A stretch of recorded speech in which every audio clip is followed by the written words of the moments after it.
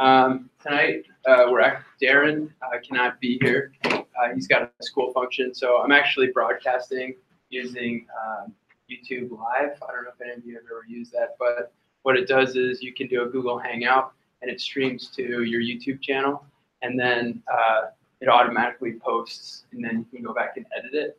And if you have permissions from your class, etc., it's pretty easy to record yourself doing that. So there's a couple people who are going to miss classes for one reason or another, and we'll try and just do this so that they can have an awareness of what's going on. So just be aware of that.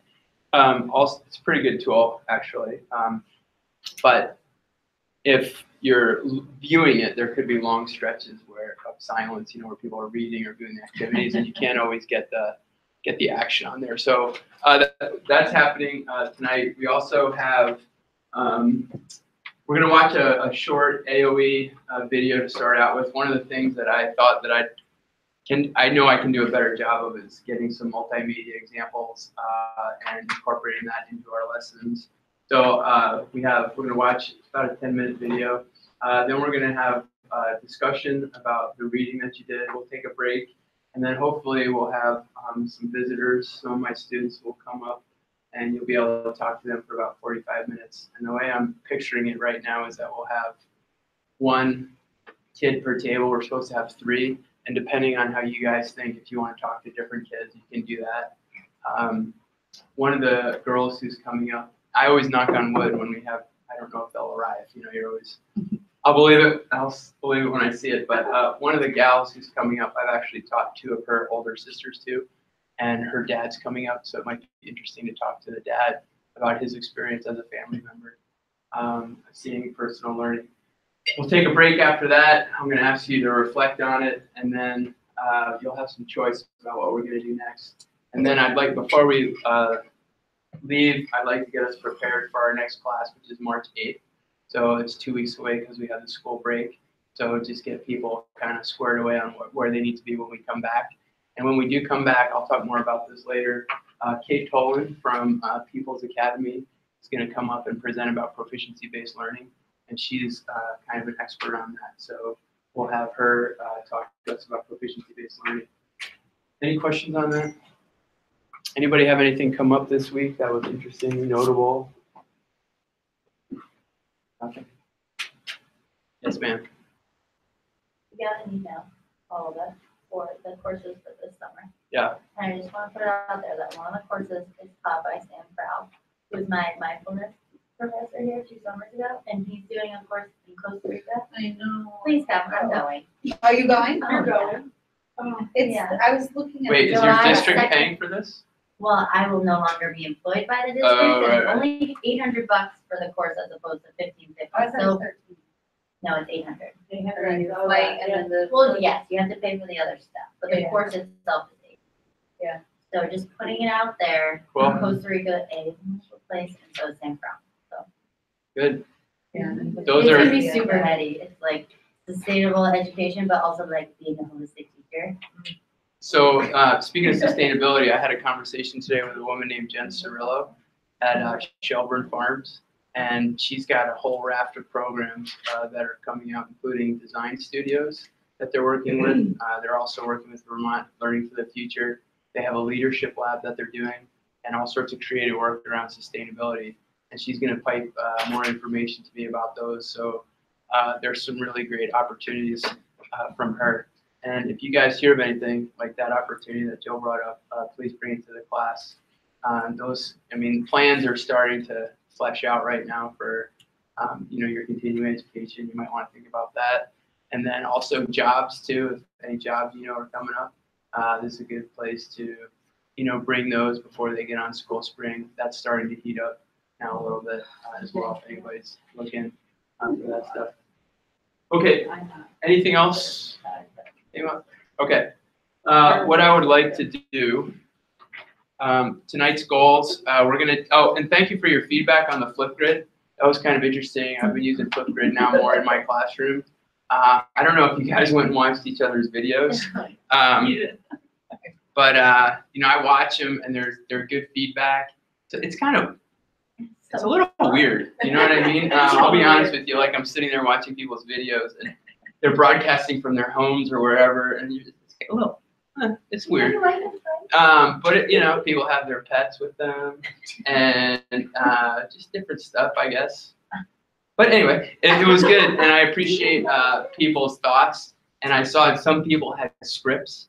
You know, they were like looking at the scripts, which is interesting, and just it's a kind of a neat way of communicating. And then I'll leave it up to you guys to. It has to do with memory.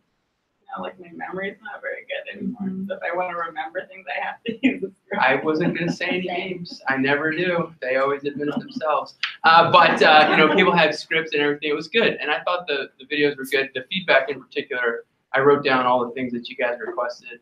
I'm not going to be able to get to those tonight, obviously, but based on your feedback, I have a list of those, and I'll start trying to incorporate some of that into our class. A lot of people seem to like the discussions, and so I'll continue incorporating those discussions. We'll have some of those tonight. I have another protocol for reviewing literature. You're going to meet with the middle school students currently using personal learning plans.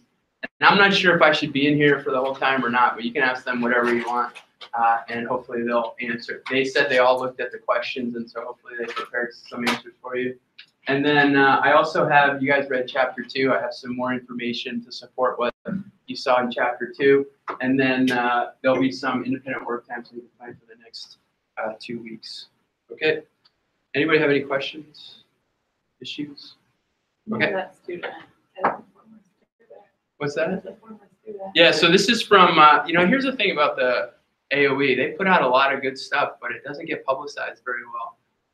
And so if you just start Googling around, you can find a bunch of material that they spend a lot of time and energy on. And this is the first time I've seen this. You guys might have seen this video before, but it's pretty good. It's about Harwood Union, and I thought they did a nice job explaining personalization. And so we're going to watch that, and then this is going to be part of our discussion. We're going to discuss the video and then chapter 2 with the protocol. Okay, so we'll play this. Hopefully it'll work. Education, join the conversation, is provided in part by ENA, provider of high-speed broadband connectivity and communication solutions to Vermont schools, and proud to support the Vermont Agency of Education in improving the learning opportunities for Vermont students.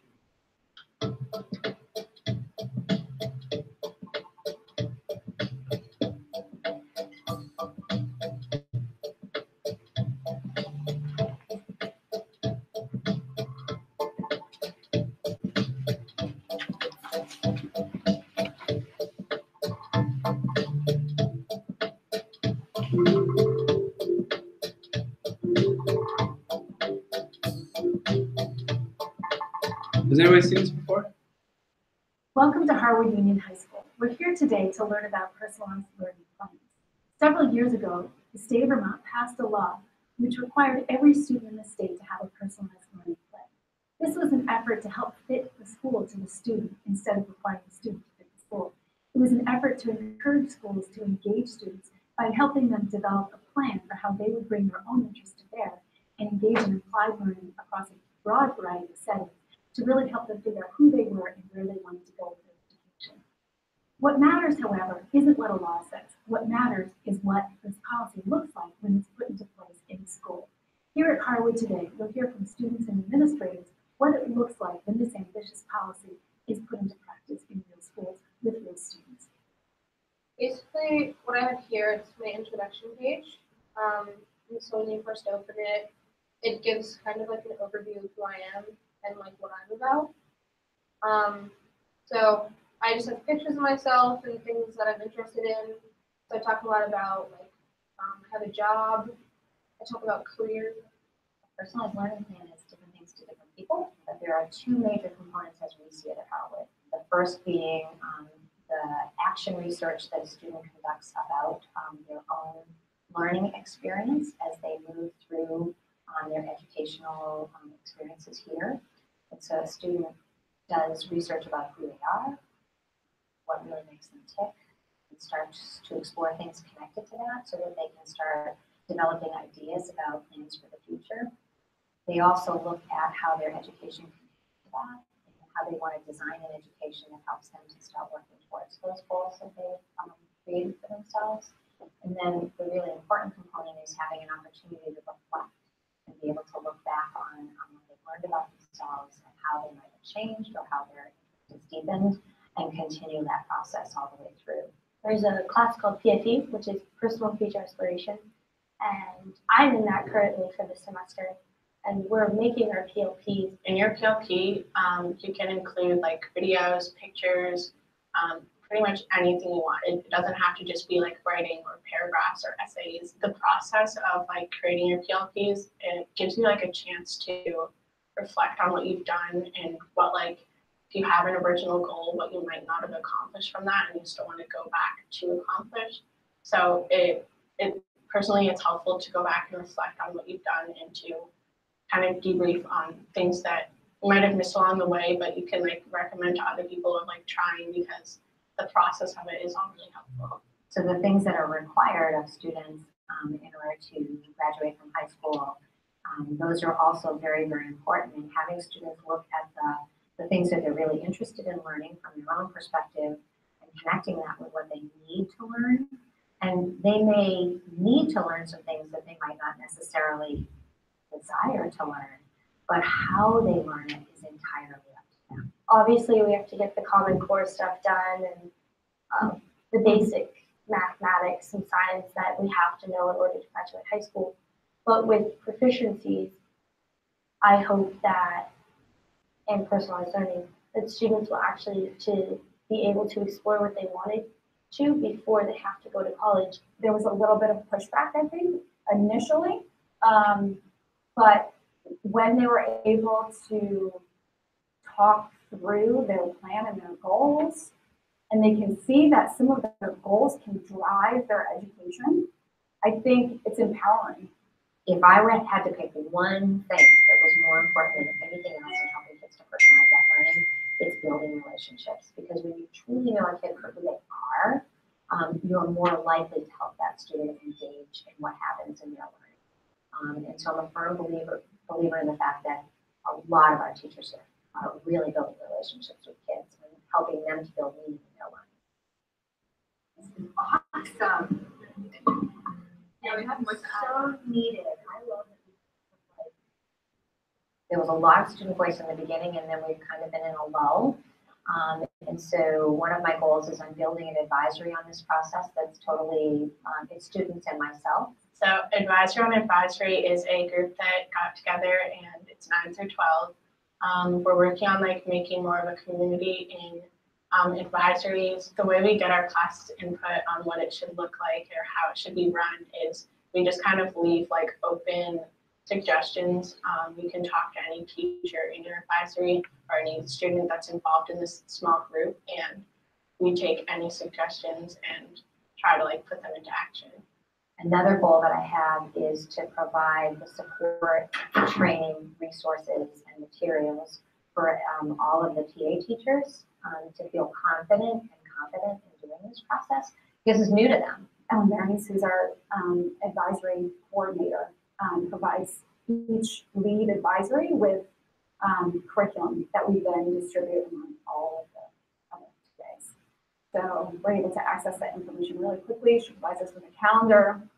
We go in and we use that time to do anything from, fun things like games and activities to researching different careers. That's what we're doing right now. Providing gratitude, looking at grades.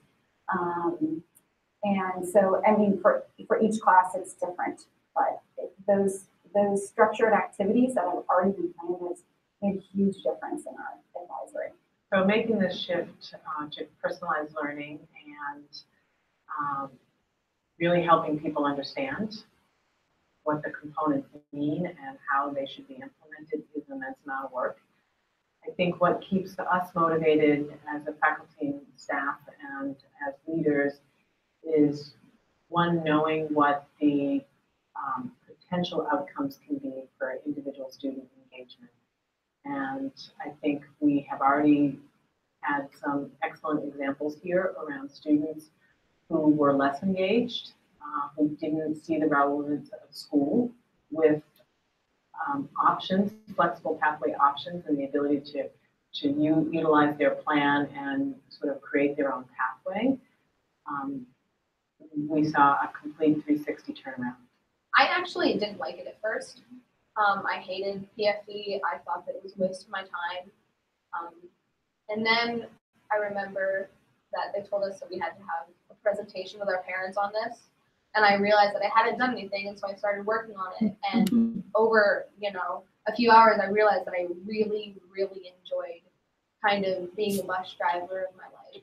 I think that's something that everybody has to learn from, because if you don't know it and somebody says it to you, you're gonna be like, I don't know what you're talking about. It's all experiences, and somebody has to, go through an experience to learn something from it. And I definitely did. And I think that every single student will have that same experience. Obviously not like that, but we'll have that aha moment of, oh, this is actually important.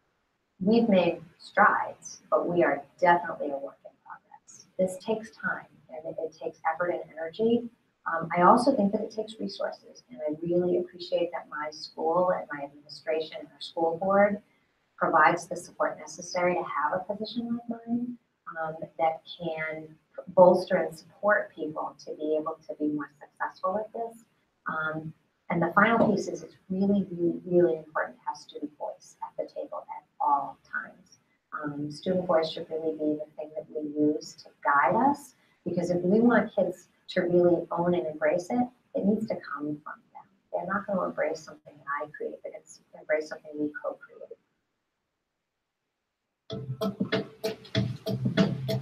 All right.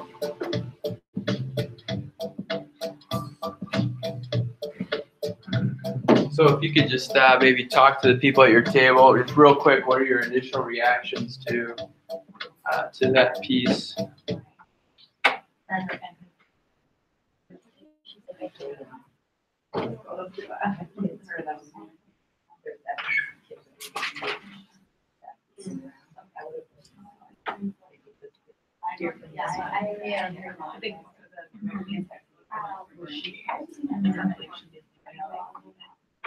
Yeah, but they would speak like to I think that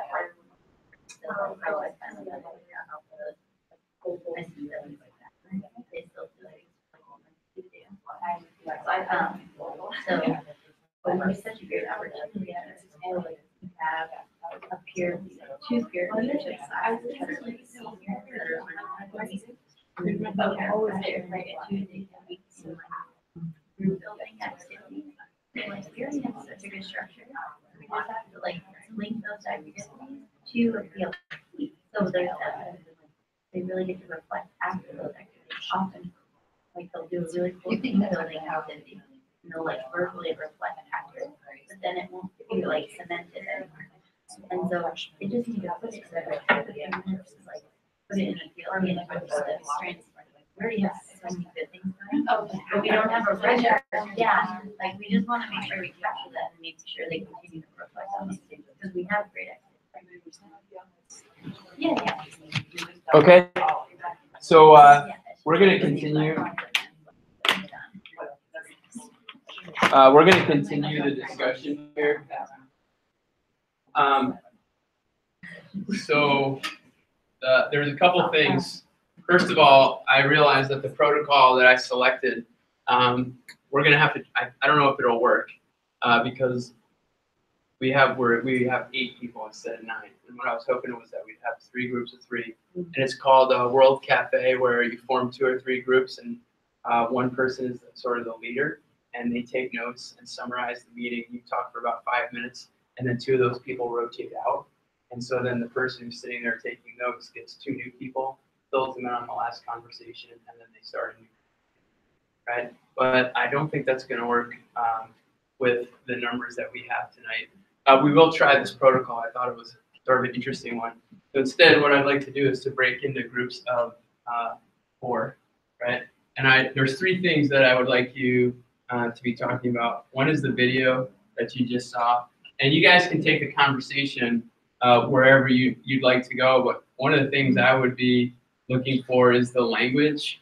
I heard there was a lot of language in there, or also these structures. You heard them talking about like that PFE class. There was a PLP coordinator. So maybe looking at the language and structures, also the successes they were having, and then also their challenges, because I thought there was several challenges that they brought up as well. The next thing I'd like you to look at is I sent out to a few of you, and I probably should have just sent it out to everybody, but I received 2 elementary school PLP presentations. And what I did is I just actually copied them and I put them into our presentation, and I'm going to delete them out because I have permission to look at them, but people are working really hard. I want to make sure those things don't get like dispersed. But what I'd like you to do is to look at the PLP, the elementary model, maybe talk about that as well, because I know that's come up quite a bit. What are we doing about the elementary level? And then the last thing is sort of chapter 2. And when you look at chapter 2, I would just like you to, what are the notable concepts that came out of that? And also this notion of the learner. You could talk about that notion of the learner. That would be good too. Again, this is not required, but it was just maybe some things that you could look and talk about. And I'm going to let you do that for about the next 18 minutes. And then we're going to take a break, and our student visitors are supposed to come here around 5:45, give or take a few minutes. So we'll say we'll go for 20 minutes, and then we'll take a 5-minute break afterwards. Okay? So if you guys could split up into 2 groups of 4, and then have these discussions, that would be great. And if somebody just wants to maybe take a few little notes on your discussion, that would be good. Okay? Begin.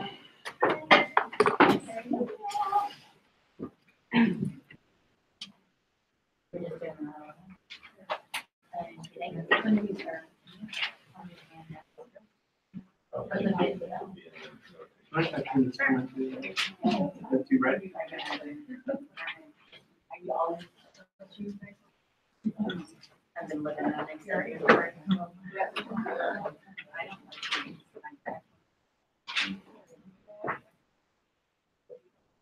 All right. Language / structure.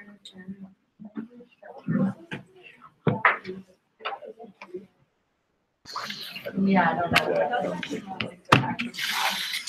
That's what it was talking about. Really worked on. Yeah. I think it has something to do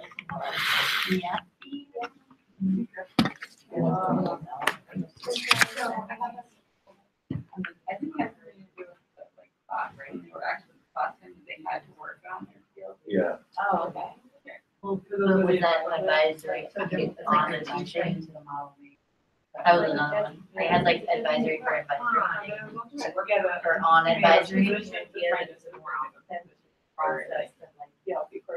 Cutting all these teachers this year, so I'm like, oh, look, there's a position going.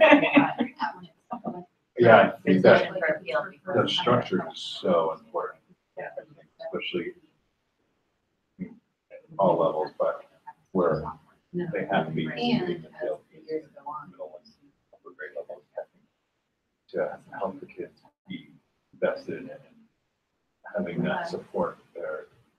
Maybe you need to see someone to structure that time for advisory. Yeah, we had somebody who was very worried. Yeah. That was part of the structure, right? Somebody was developing that. Everybody was in the same. Activity, right. Yeah. I think it's super helpful, like even at like Mountie, the same kind of thing. Like you just kept begging for like, give us ideas on how to do this. We understand how important it is, so like where do we start?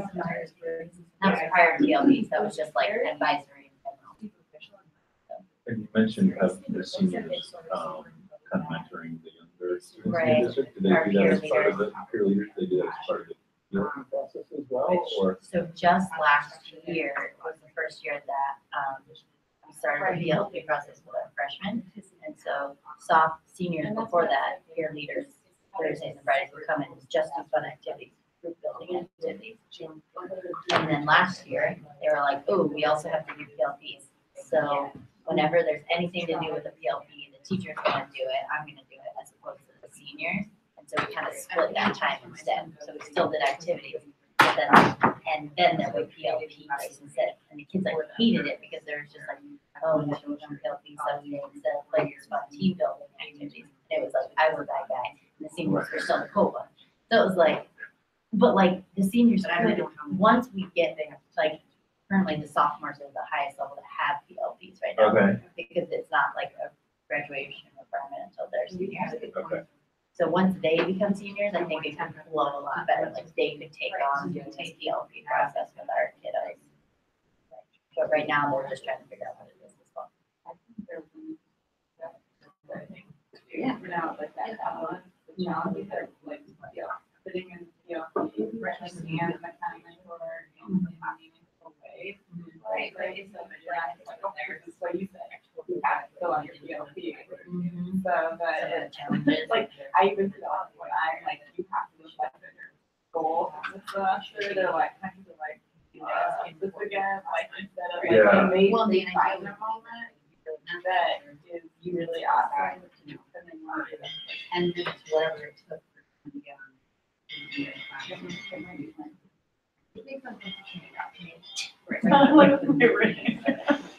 Wait with the paparazzi over there. Yeah. Wait, but that's like a challenge, that's such a big challenge. Even they, I like cringe when you doing the science and math part in the video. No.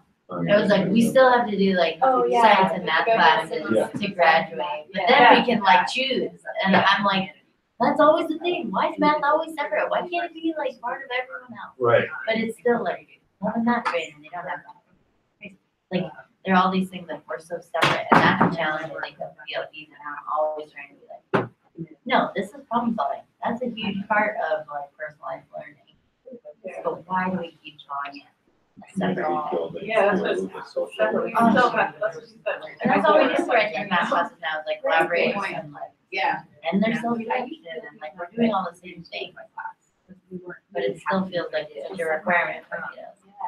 Well, anyway, it's kind of like, once they're set up, anything that they want, what they're using in there, like, Yeah. how do you make it all like, instead of like, So what we, I want to learn about, Yeah. I want to learn about parties and see what is the way for into that, right? When there's time. Yeah, I've the heard challenge about of that. some districts are doing like step. For example, like on Friday, so like, I don't know if you can do that sort of thing. Like, students, you have like a day of the week. To go into that or something, but still it's tied in. Yeah. Oh, totally. But, I mean, I was wondering how, do you have that? Really difficult, so how do you analyze If they have, like support on the field. Because it's not required. It's not required, but we are, we're like, well, I know I have. But since they have created, the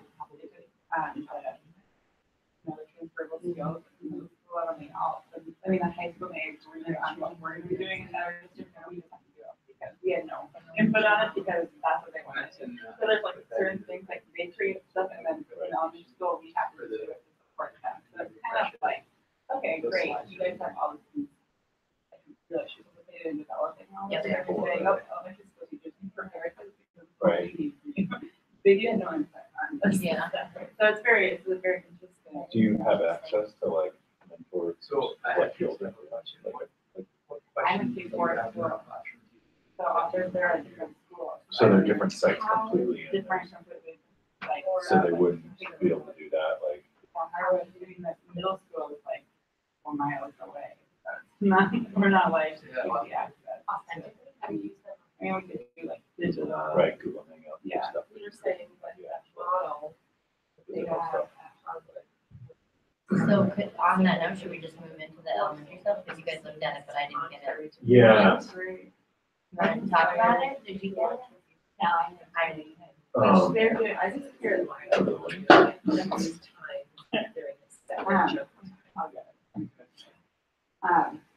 They, I'd like they're to see creating more, they more evidence, either kids' voices or evidence of it. Exactly.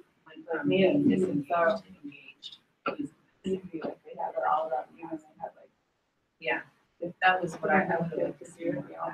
And all of them. You're saying they were Yeah. like actually sitting there with the back, and perhaps it was. And like, thing I got of that. Like, oh, I like how the proud moments and then the epic fails. Epic fails was I great. love that. I'm like, because you're celebrating the challenges, right, that you have. So overall. Maybe just like Celebrate my failures. How do they Oh, they find have time like to Carol Butch right write in there. their daily schedule? Nice.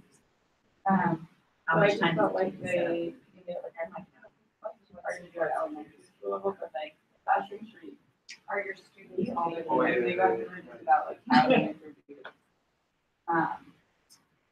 Like they're all about me, are your students for that part of the like, identity part, and then we talked about how they get them started. They are about their current goal. That's They give like sentence starters, they help give them a reflective or and they had like some of the examples were really like I forgot a couple ones like all cats.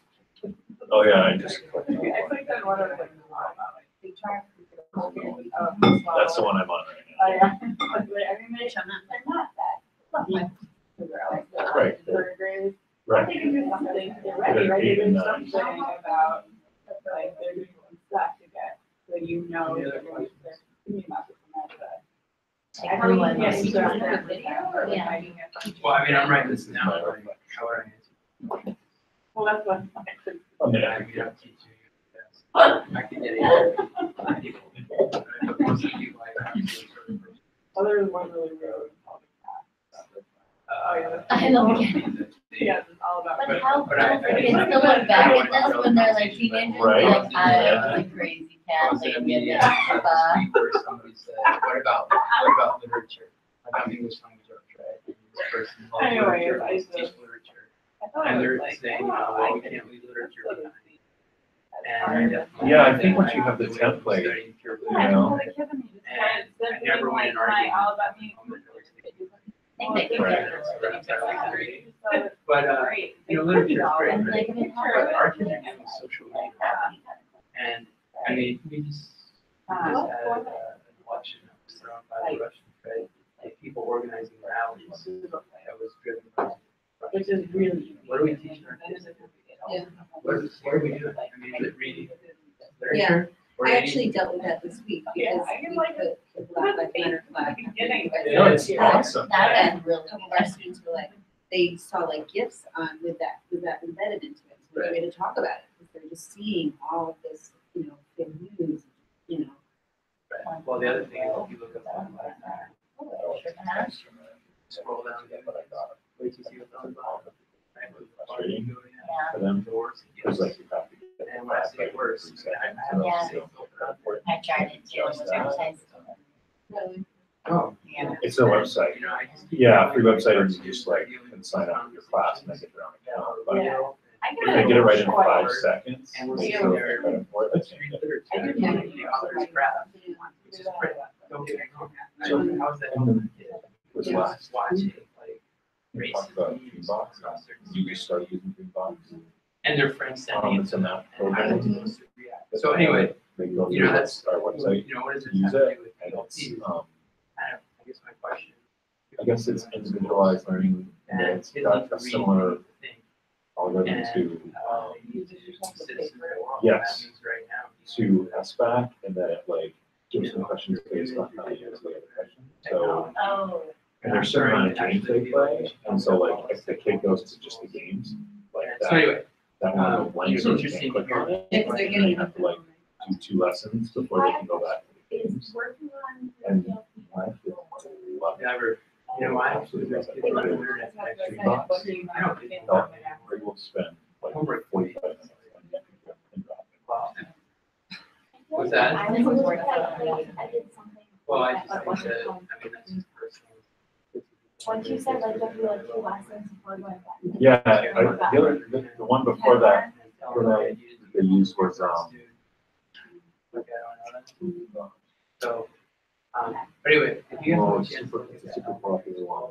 It's one free, I have one other question. Yeah. And I was reading somewhere just a couple weeks ago how when they want to do like flexible pathways, they want to open up like blow up the whole text system and allow. I don't know if I heard that. I read I that don't know. somewhere.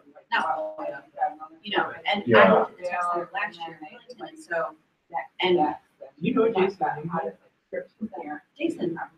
Jason designed our No, he's in. So, oh, is he this Cheryl? yeah. Yeah. Last year. Well, and I like to, because it gets. to Anyway, the end. so I don't know about the text. Well, it was just Yeah. saying that the book allows them more flexibility and choice, rather than having them take a 2-year program and being locked into it. So I'm just curious, like, is there a bigger conversation? Well, I know, just last year, we had a hard time getting students from just All of your Right. solos. Talk about. But I don't know, I'm not good at those conversations. But I know we had a poor job. Wow. Anyway, Okay, that's good to This know. was good, and then, and so you that's what you're noticing, like, And I thought I was the teacher's not that good at anything. So anything. you have to kind of like, which is great, But that's because, where they are. right, and that's what I think of like when Yeah. when I think it's crazy. my kids use particularly on that. Yeah, I'm not, that's because when they get So, school but in that area. again, that's a flexible pathway. the So you have parents that lie, evidence. they'll Yeah, say, well, evidence, let's look, yeah. go But a lot of drive. times it ends Oh, up look. not being flexible because. When I fail, my it brand goes- grows. Their guidance. Yeah, there you go, there's. an- Well, you're on the Yeah, track to because I- accomplish that you can't, Well, you know what I mean? They're still really Awesome. So I'm just curious. Right. like, if Yeah, there's that a was big- I'm good. sure. Yeah, and I can. And really manage. I would just. So now you get some mental model. I like painting, but I don't know about it myself. It's okay since the beginning. It doesn't mean to be like, I was a lot, I can't write. Like, right, it should have. They shouldn't. Right, as long, I think that's the thing, it's like, they're familiar with the process. A lot of by the the stuff time. you guys are, like, we already do. Yeah. You know what I mean? Yeah, Like, especially all if it's about like- me. Exactly. Yeah, it's collecting it and then going back to it. And it's showing it. You know, rather than. I like quite a moment here at afternoon. You start, but I'll have to find my moment. I think it's great. I like. Talks about like. So like I look here at this list of all It's these just funny because it's like my whole, it's all about that. And my first thought is, wow, so like we're into like, you know, it was like everybody was all learning styles. Well, we're no longer doing that, right? But we're more cool about it. We moved back from that. Like I was like, oh wait, this is like a flashback of all show like 3 years. So it's just how it A lot of time put into. Or I guess you could just pull from things. like, that oh, don't that's have to really be from this side. I love that all the teach connected. Right. You know, brain and how it works and that way. I already have a lot of like. Yeah. And I mean, we could definitely pull from what we learned. It's like why we really. Big part manner. Yeah. Well, I used that diagram on that, this one right here. So my student teacher. We used a teaching really for her mentor. Oh, did they know? Like, Before we went through her, before she like finalized her lesson, I used that. And I was like, okay, did we do this? Did we do this? And this? And it was the next lesson, like on paper, and I was like, okay, let's see, right? And it was flawless. Like, it went so incredibly well because of this. Yeah. Yeah. And it was just after I read that, so I was like, ooh, I think this is gonna be a great lesson because it's doing all these things. And I saw kids engaged like I hadn't in a long time, so it was really cool. I was really excited to see that visual part. Yeah. That really helped me a lot. An academic goal is its own Yeah, she came to ours too. So she brought up that. Yeah. That whole like being all scared why we be able to work so well. Yeah, I think but that- I really ethics too. You know, you're talking, look at what I did and like what I like sort of laughing over the yeah.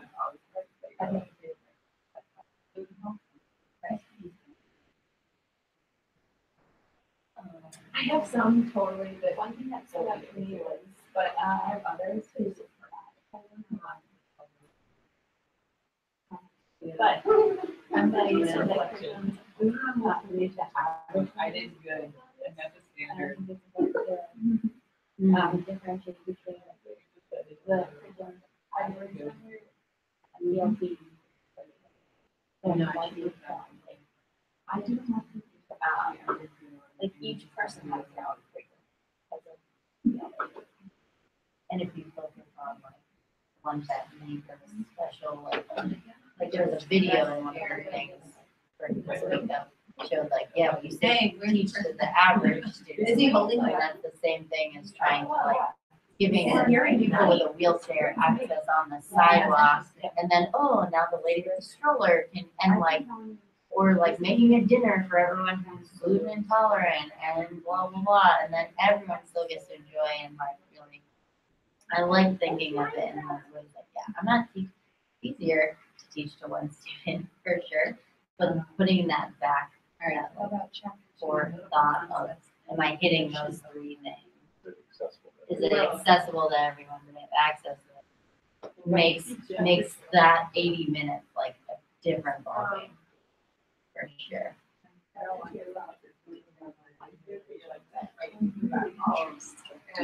How are you guys? Yeah. We're all on. I like that. Yeah. Is that Gen Y? I thought Gen Z was something that everybody Can have. So it's not like you're making individual lessons. That's not why. I also love the part where they're learners. Gen I was like, putting up like my Friday letter. Y? Learners. You're all my learners. Oh, that's me. That's why. You guys are generation Y. You're millennials. He's collecting them. Okay, this is the part that I literally, I was like, dude, who else in here, and this was born from 1981. You guys wanted us all to, like the last few sentences. Okay, They do not. so we're Gen Y, No. and I read this one paragraph, and I was like, angry, and then I was like, accepting, and I was angry. Page 44. Oh, yeah. I'm like right on my show. So, This was all your Gen Y. Yeah. I'm almost not. Oh, the other way, the other way. I mean, you want.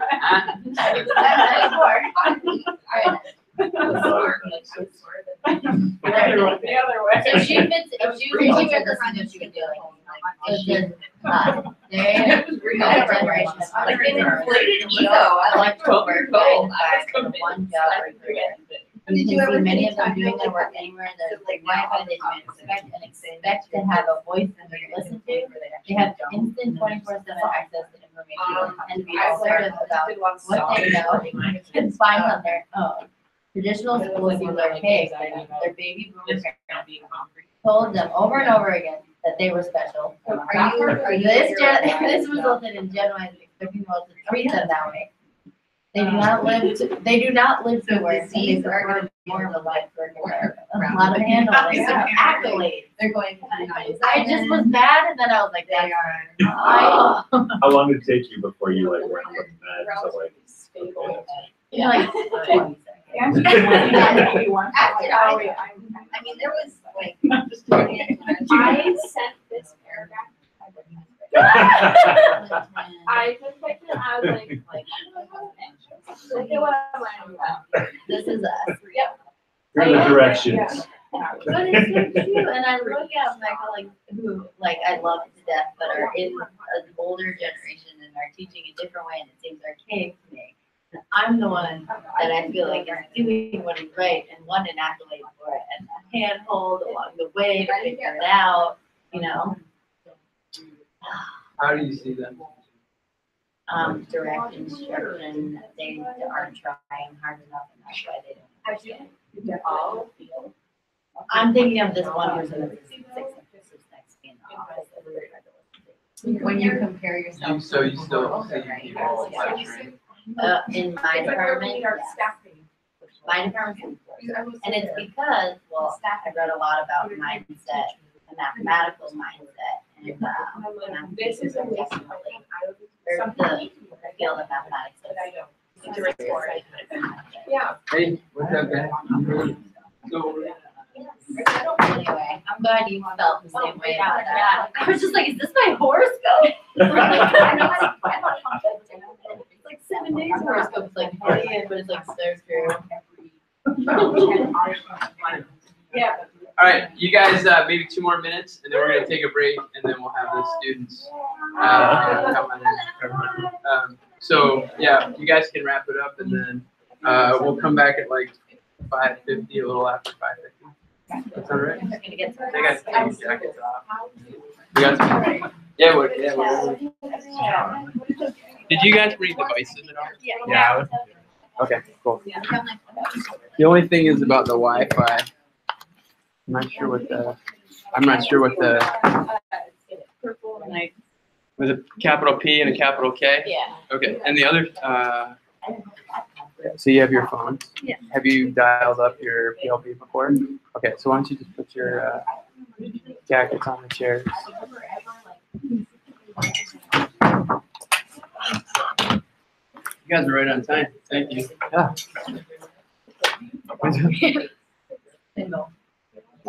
Well, no. Is that any I school don't problem? space. No, no, don't worry.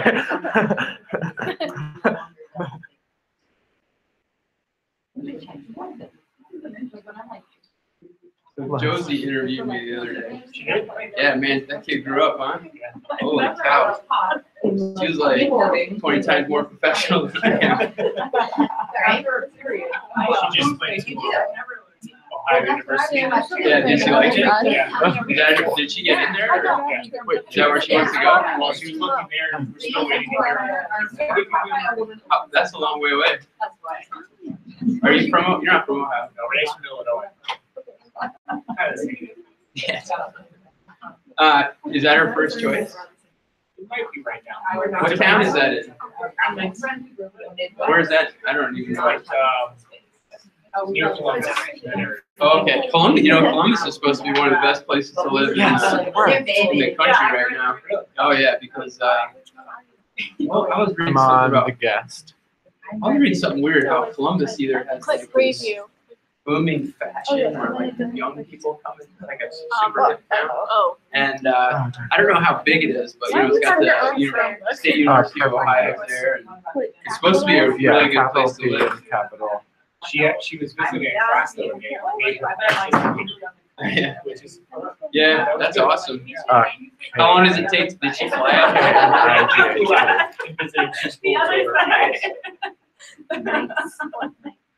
Oh, maybe. Is it working? Not yet. Do you guys know if the password is it Purple Knights with a capital P? Wow. Is it capital P, capital K? I think so. Did it not work? This is like your. So it's connected to the guest, right? Yeah, it says it is. I put it in the purple. Yeah, see what? Why does it say it's connected?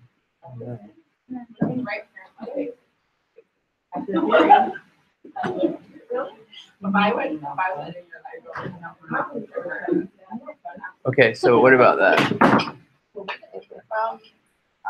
What? Oh, you did?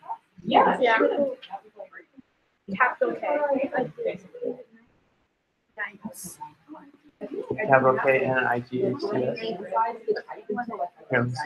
Yep.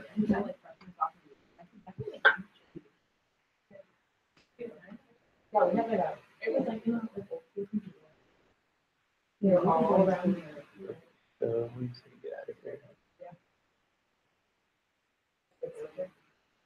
So this is your Wi-Fi, right? Yeah. That sounds familiar. That might be right. I remember. There it is right there. Okay, then you go accept. Able to join. Okay.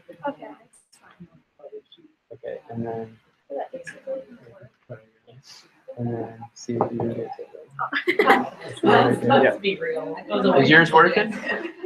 It's fine. We can put it. You want to put it up on the big screen? No, it still works. Can you get to your PLP? Yeah. Oh, okay. All right. Yeah. Okay. All right. We all set? Yep. Well, I remember kind of two days. All right. So I'm gonna have you guys just.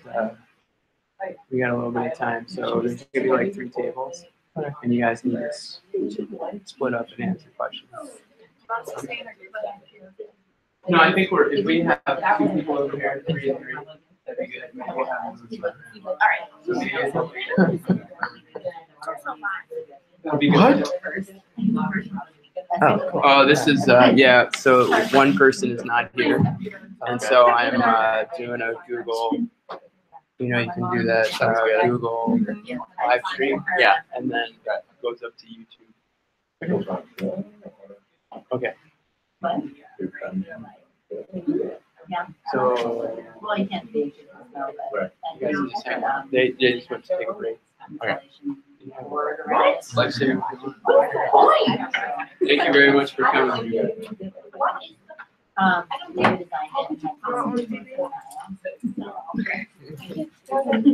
That 1 hour that everyone wants to Awesome. You all want to have like make a favor, like add one.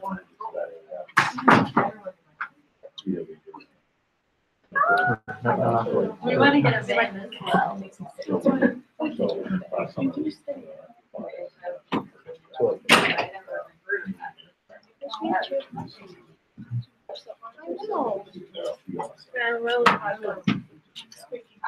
That's how it's out.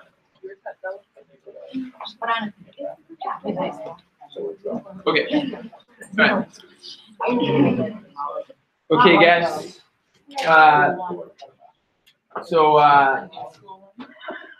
I'd like to introduce 3 of my students. This is Sam Watson, Phoebe Gingold, and Gwynnie Miller. They're all 8th graders, so they've been in the program for 2 years on my team.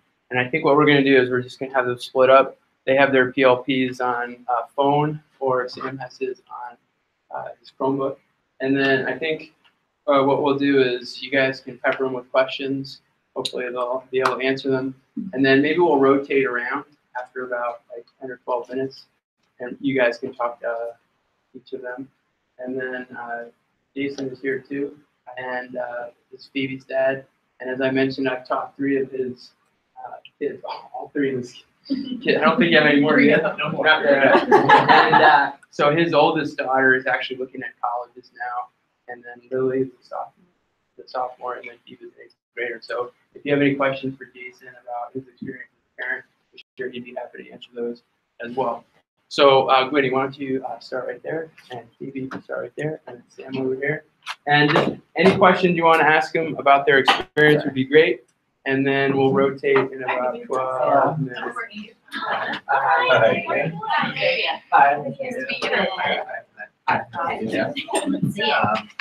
Yeah, so this is my PLP. We started on the new site this year. So this is my grade PLP. I have a so this is my identity page. It's just a picture of myself, and then biography right here. A little short one that we created at the start of the year. And then down here at the start of the year, we created a geography of self. It told you about yourself. Okay. Like a short description of ourselves, relationship webs, which is on a different page. Did you use Other biographies is just a little short presentation about ourselves and interests. What do you? Yeah, and You then had like stuff that's going on. down here we Like just you're have the involved personal in the community, or do you have any We're other just things? trying to reflect upon it as much as possible when working with communities. So that's all we really have on the first page, and then we have some drop down menus with like the community page, and all we need to have on the community page is the relationship web. This is one I created at the start of 8th grade. Like purple is very strong, blue is moderately, red is all right, and black is green. Like peers, teachers, family, and Yeah, I got him. Like all More evidence, good work. Yeah, yeah, like I have, Chloe, Grace, Okay. Sophie, Lisa, yeah, What platform do you also have? Google Johns. Um, Yeah, FCS. thanks, yeah, I got a picture off of Google and I modeled that. So we do Minecraft. Yeah, because my relationship with last year was kind of confusing. But this is one more organized. And then another drop down menu on the identity page is our principles and values page. I listed a bunch of my principles and values up here, and then I bolded grade talking about a little bit more organized here, but like our family effort, like expression, determination, health, responsibility, collaboration, things like that, and like short descriptions of them. Of the principles and values that I find really important, like effort, family, art, and innovation. That's all I really have on my principles and values. Are you looking at your dad? Oh, yeah. Do you remember the games? Yeah, and then I also, we have this citizenship page. Just like how we're helping out in the community and like how we're implementing our skills inside the community. Maybe content or. And like everyone's there, I help out during my lunch and recess time at elementary school right down the street. And I have some evidence of that. Here's a cleanup that I worked on with some of my peers for the elementary school earlier in the year. And here is a picture with Rooney over there, the girl. We worked at the Montpelier High School Fall Festival, just like promoting our grade business, which is called Crafted Dead, which I'll get to. So do you get time? Like you finish a project and then have time to go process that. But that's why I have my citizenship page Oh, I for should now, put that in my. and then drop down menu of other things that go along with citizenship, but we're too big to fit just on here. Try for the environment, so try, I don't know if you've heard of it, like it's a program through an extension. It's a program where students in grade 7 to 12 can apply, and they're given the opportunity to teach elementary school students about climate change and sustainability and things like that. So we work on that on our team.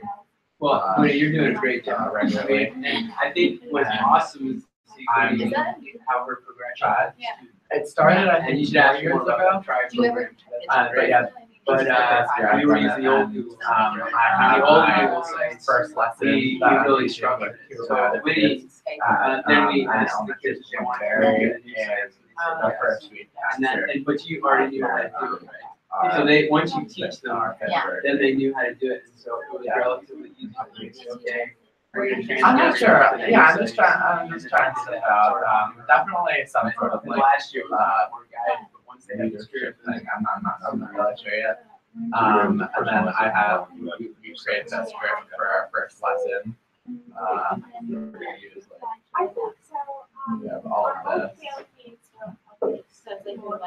Yeah, just like So what is like on the tab? we aren't gonna just like follow it like word for word, but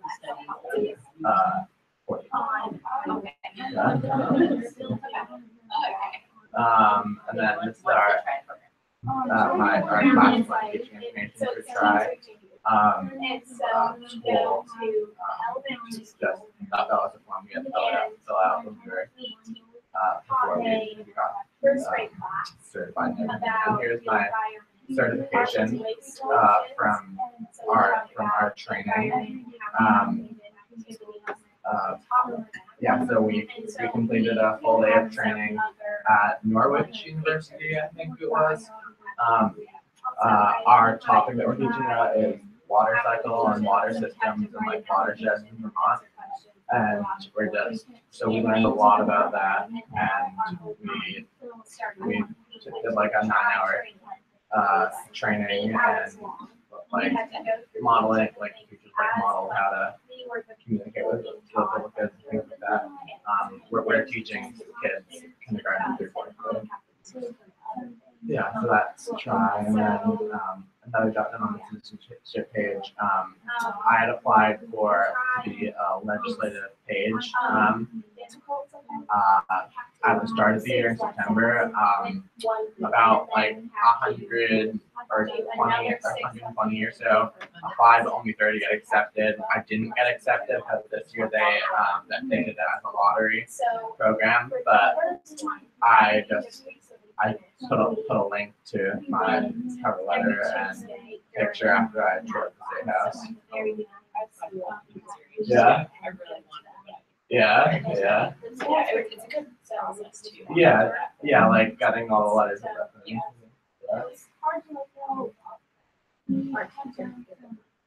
And then, here's my goals page. And it's just This page is they have this one program of the or most, is it if not the most helpful page, like organizing our work. The goals we have trimesters when we set up 4 goals every trimester, 2 academic goals, one extracurricular, and 1 choice goal. But then we also set weekly goals. Like one of my goals was to complete all missing assignments and make sure I don't have any other missing assignments. That was my goal last week, I think. So what grade then did you start? here are my goals for this trimester 2, which is ending mid-March. Academic goal was decreasing amount of run-on sentences in writing. Another academic goal was to receive all 3s and lowest grades in algebra 1, the math class I'm in right now, because that's kind of a class that I struggle more with. And reading goal was the other one. Read at least 2 books from unfamiliar genres. I read, I haven't really read a horror, so I read that was really interesting. I really like that. And then my choice goal was to finish applications to high schools, decide which high school I'd like to attend, because I'm applying to CBU as well as Montpelier. Well, I don't apply to Montpelier, but yeah. Then, Like what's below your? Oh yeah. Says like why is it important? What other questions are served? I'm just reading what you have in bold. Yeah. It's like why is it so important? And then Yeah, after she was expected in my class. Evidence. She said, sure, I'll do it. Yeah, You're evidence. really flexible. How we're gonna get there. One thing is that we did some point, they have the whole It's structure. after we set the goals, a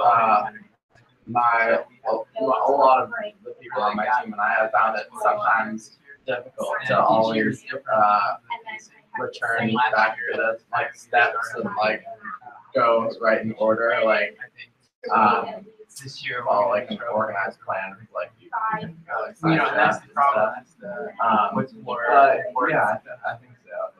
This the work that she's doing, I have a or the question work on that I that. think is important.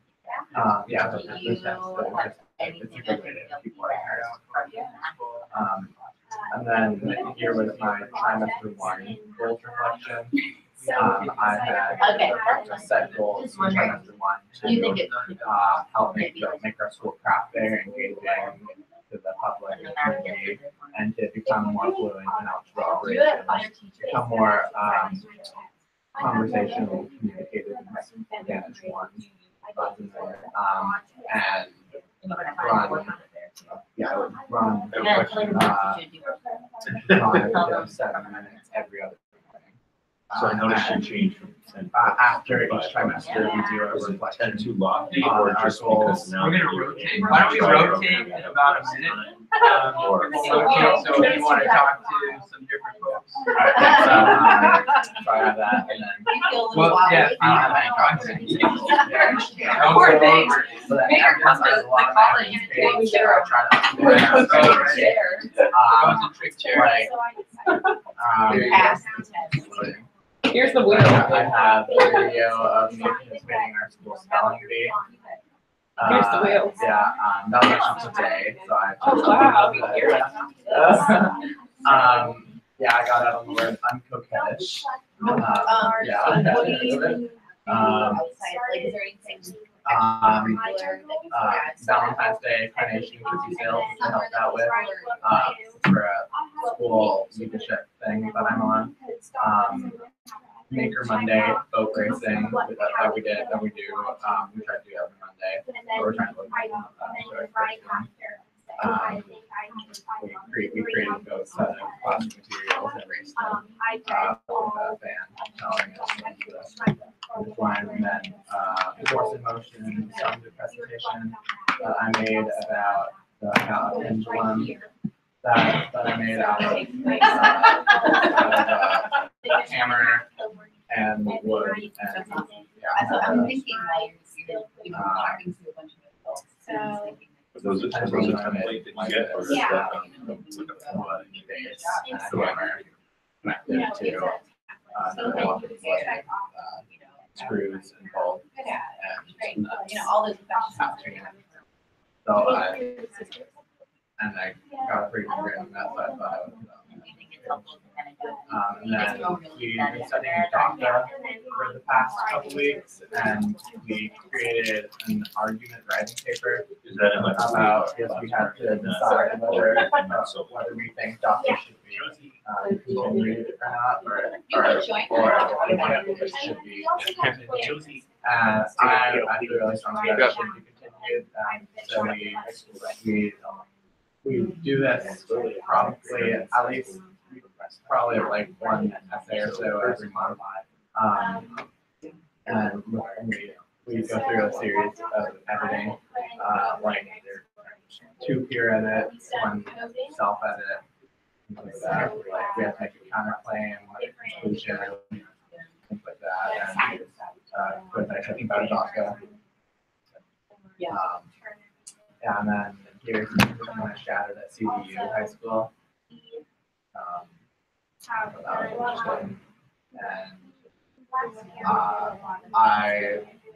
I have struggled in the past with overusing commas in places where they're not really necessary. So I was in SST, that which is like a period from 10 to 10:35 on Tuesdays through Thursdays, where we're just placed in.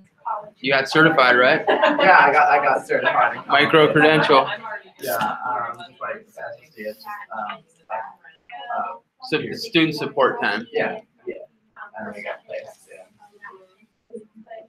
Yeah, and then another creative writing thing that I wrote mine in the form of a screenplay, Ancient Civilizations. Just had to write a story about ancient civilization. I wrote mine here, and again, we went through a series of peer edits and self-edits and things like that. Just anything that we think reflects how we've grown kind of as students, and like if we get like a grade that we feel positively reflects, like again, we feel positively reflects like I should say you're doing. yeah. If Okay. we just have a really good grade. Sam, why don't we rotate? Gwynny, why don't we rotate like this? Yeah. Sam, come over here. Gwynny, go over here. And then Phoebe. Are we just starting over? Depends on what questions they want. I don't think you need to start over. Just they might have different questions for you. Hi, I'm Sam. Hello. So I'm Olivia. not sure how Nice to far meet you. we got with Gwynny. You finished? Okay. Yeah. I'm excited. So, I love working. My two pages that I feel like are most helpful to me are my evidence and my goals page. My goals because I can reflect on that, and same with my evidence. I can reflect on it to see how well I'm doing if I'm like maintaining like how I'm doing anything that I would like to accomplish. And my essence page is where like if we get a good grade on something, we can put it on here.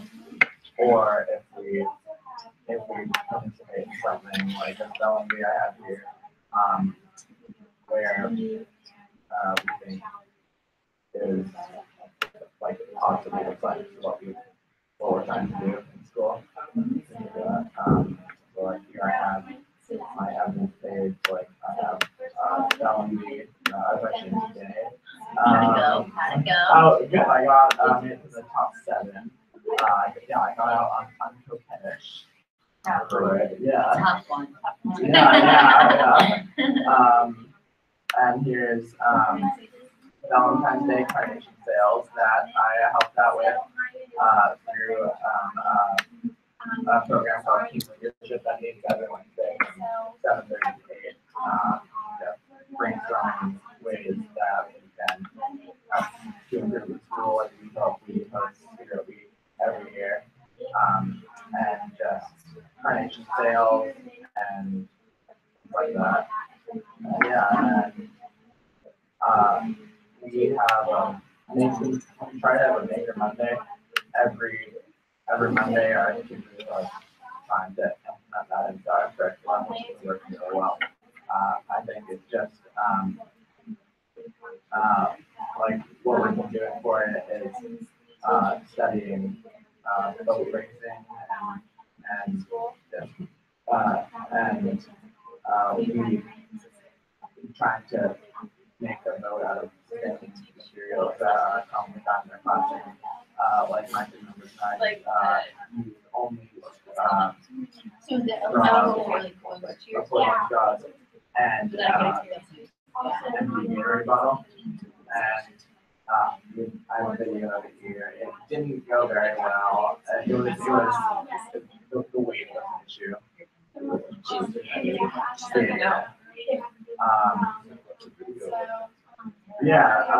And then I got a grade that I was really pleased with for my force of motion. So the presentation, we were studying force of motion for about a month in science, and for our summative that we had to do at the end of the unit, we had to create an experiment that included force of motion and do a bunch of write-ups on it and take a look at our data and things like that. And so I studied the pendulum. I have video of me presenting it here. It's about 13 minutes. And we had to create initial questions and hypothesis. So my initial question was, how is the length of the arm of the pendulum affect force? My hypothesis was, the longer the guy in the pendulum is the greater the force. And that was pretty correct. Yeah. Here is, let's do that, but here is a John model of the pendulum I created using wood, screws, nuts, bolts, and hammer. And I propelled a tennis ball down our school gym. How big was the pendulum? It was. Or did you like make different ones? So I have, so you can see it pretty well here. I have 3 holes, or 4 holes, including this one that I can put them all through. And then each time I release the arm of pendulum at a 90-degree angle and a 45-degree angle for each hole. And I recorded how the length, how far it went, like how the length together. The length of, or the distance of the tennis ball? Yeah, how far it went. Yeah, and then we also been studying DACA and language architecture. past couple weeks, and we had to decide if we were for DACA, if we wanted to continue, or if we wanted to discontinue. I feel very strongly that it should be continued, and we have to create argument papers. And we finished them through a series of graphics and self-evidence that we do with most of our essays and creative writing and things like that. Oh yeah. For the first week, that was also what we did on. Like it was usually kind of like a verbal argument papers that we were doing. Did you find that there were lots of disagreements happening? Definitely, There was all in place to make sure it was. Yeah, Mr. Chili definitely helped with that. To keep it calm. But there were definitely different points of views and different different takes on DACA and what steps should be taken. Yeah. So we did a lot of research. Like down here, I have all my resources I use. Oh, like our floor plan? Yeah.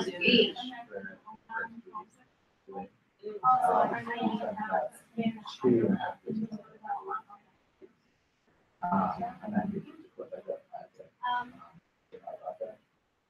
Then I also, I'm looking at a bunch of high schools for next year, and I think how much out of the CEU high school time for. And I thought that was good to put on my field because it shows where I hope to go in the future and how and then through the SST, I was in SST, which is like like you get first in marine imagery from 10 to 10:35 Tuesdays through Thursdays to just work on areas that you might be struggling with. Like I definitely struggle with overuse of commas. So you said you so I would, but at the end of that week, I got certified in comma usage. So cool. I got a little certificate. Teachers pick based on how well we've been doing in comprehension, but we can also request to be in certain SSTs. Like I've requested to be in an SST for a program called SHI. But we're not here for that. Oh, I see what you're saying. So I wasn't sure if I was looking forward. Yeah, and I have another writing.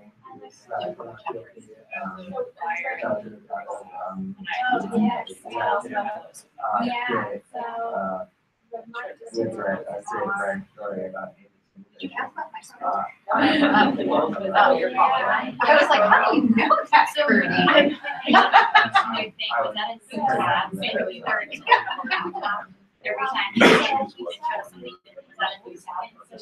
yeah. Or were they like a tab that is something?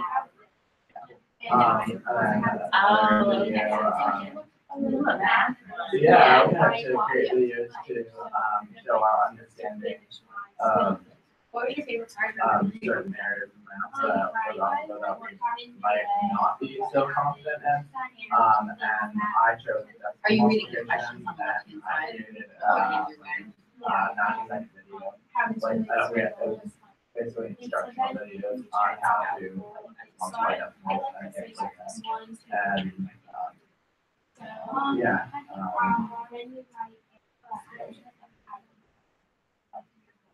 Yeah, it was one thing. I use video to create it. That's how we use most of our videos. Like I create a college project down below. And I created a video about invasive species, kind of role playing with one girl was invasive species, so taking one of these for her. And so we Yeah, so I have video here to show our understanding. Yeah, so and then, with this, and then down below I have things like extracurriculars, which is like to show who I am, like, and like what I do, like work, and here's how they were So tell us more about you. And I have a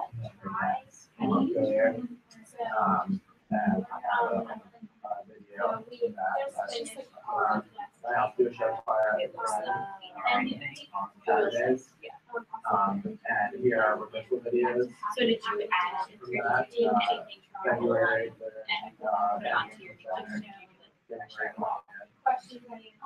So like when you're doing this stuff, you just like remember to take video to put on your PLP? I did for this, but these videos are pre-recorded, they're just recorded by one of the directors of the city on the Is that an after school program? That is, the show performance, about an hour long. So several things too, like that. And then, Crafty's Edge, I'm sure so Crafty's Edge is a student run organization, both only for the 8th grade at schools. And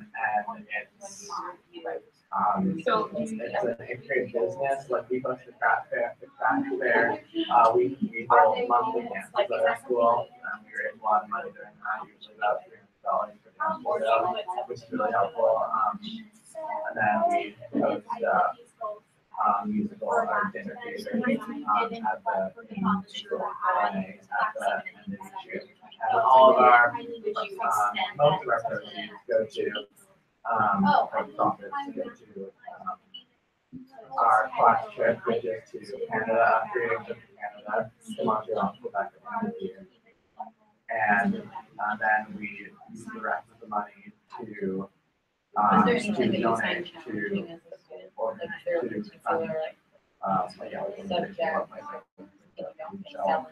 we're all kind of having strengths. Do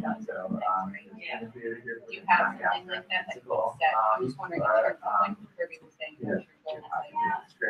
And we also giving for the first time, the first annual here's the registration form that I created for it. Yeah. You started the whole thing. Yeah. Yeah.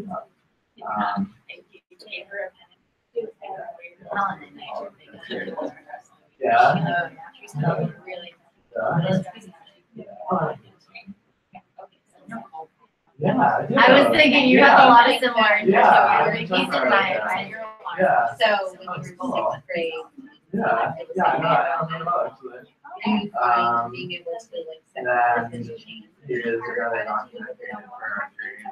All of our different favorite play options that we decided in December.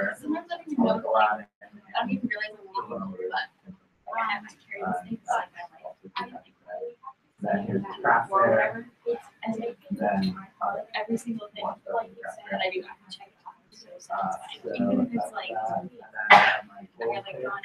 I still we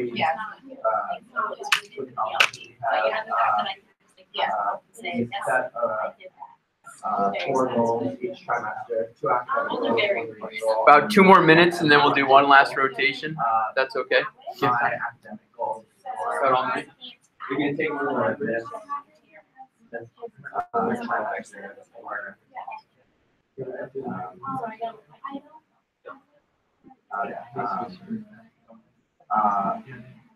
decrease my amount of sentences in writing. Receive all 3s and above. Numbers. Yeah. that's all we're So my academic goals were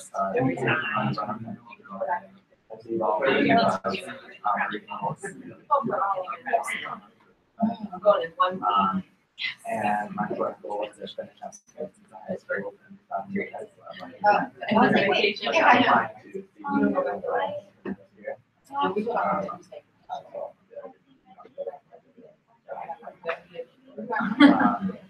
and we do a reflection for all our goals at the end of each semester, to go along with my trimester goals.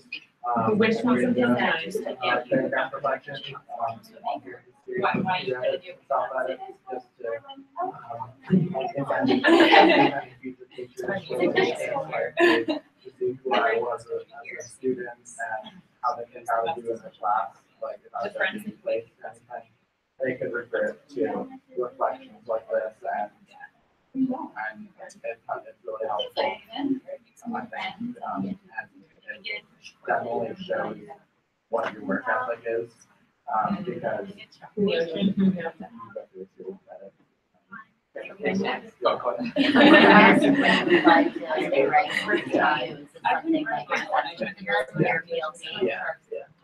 All right, guys, why don't we do one more rotation, and we'll probably shorten this one up a little bit, about 5 to 7 minutes. Thank you. Thank you.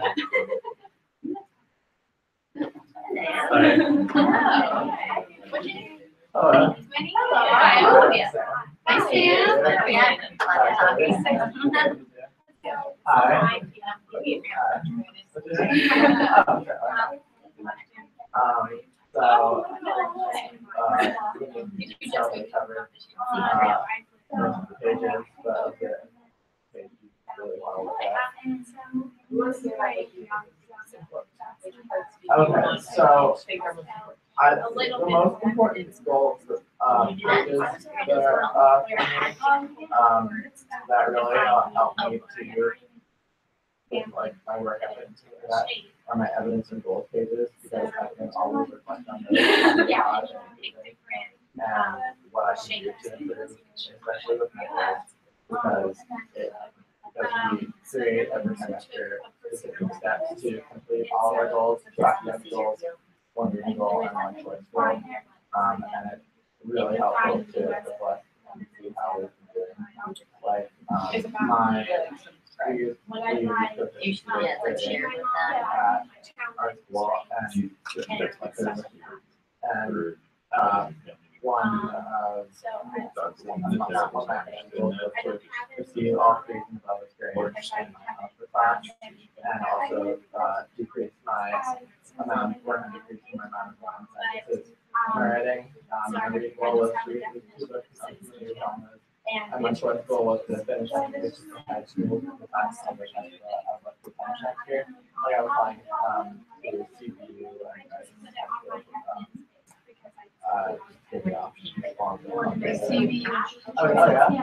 Well, yeah, I shadowed there. I was starting February. Yeah, it was great.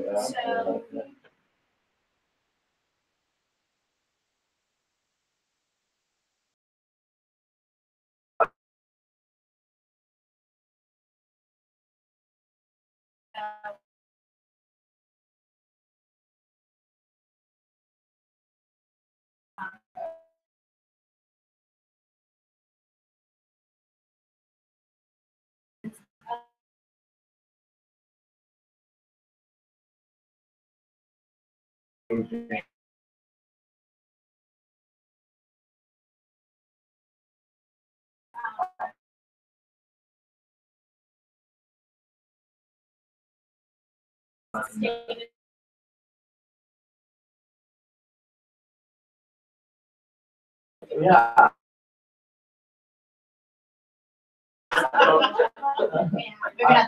Yeah, I completed most of the exception help. That was really difficult to maintain every week, but because I have a lot of time to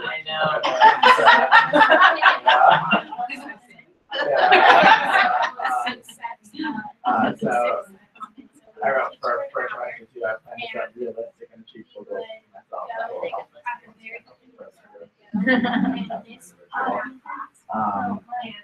Yeah, and then we also create weekly goals. like one of my goals, my goal last week was to make sure I have no missing assignments and get my missing assignments that I do have, make sure I complete all the ones that I did. So I can still review. I'm mostly on my assignments in, but there's the occasional assignment that I don't stay of. Like blog posts are sometimes difficult because a lot of them are assigned like at 2:45, 1 to 3, so and then then of course and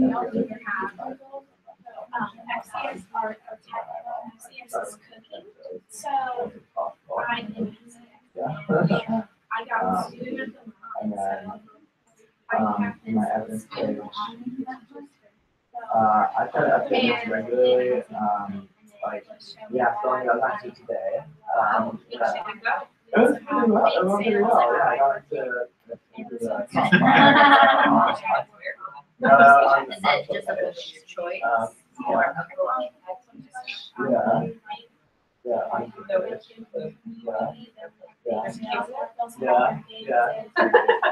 didn't know either, but yeah. Yes, I have a video of that, and then I'm on I'm in a program that meets every Wednesday from 7 to 8 before school, called Team Leadership. Like we organize. You did? And Valentine's Day sales, sometimes something dances. I'm on dance at school. And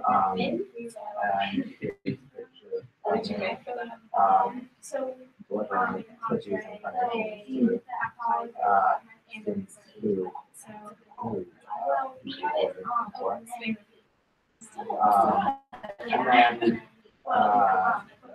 and then my teachers have been trying to implement Maker Monday into our curriculum. In this, I don't know. And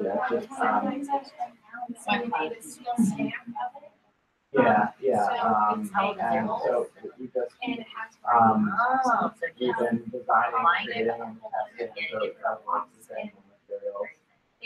And for last Monday, we did Make Monday Vote Racing.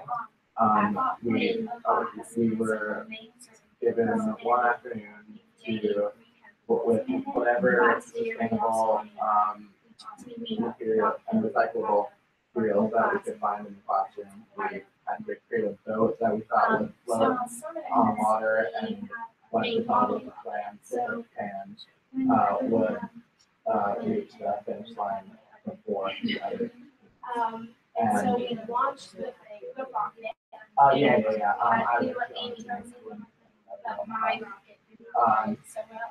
Yeah, we created a mostly out of bottle, and it didn't have a sale now. But some did have sales, but we found out that a lot of the sales were kind of overpowering and just put to the side all the time. So ours was still it had a lot of weight and like we used plastic straws. Which are not recyclable, but are that was the only exception. Plastic straws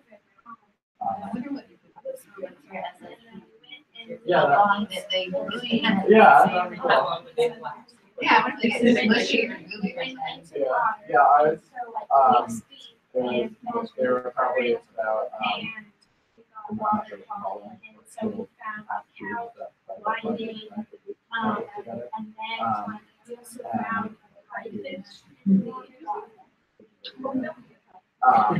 Another class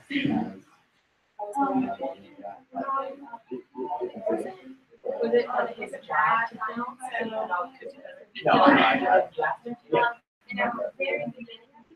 Yeah, so you can see it's not going very fast, but at least it's moving because the table was on the ball. Is there like Right, here from so, like or is this like yeah, that's one. I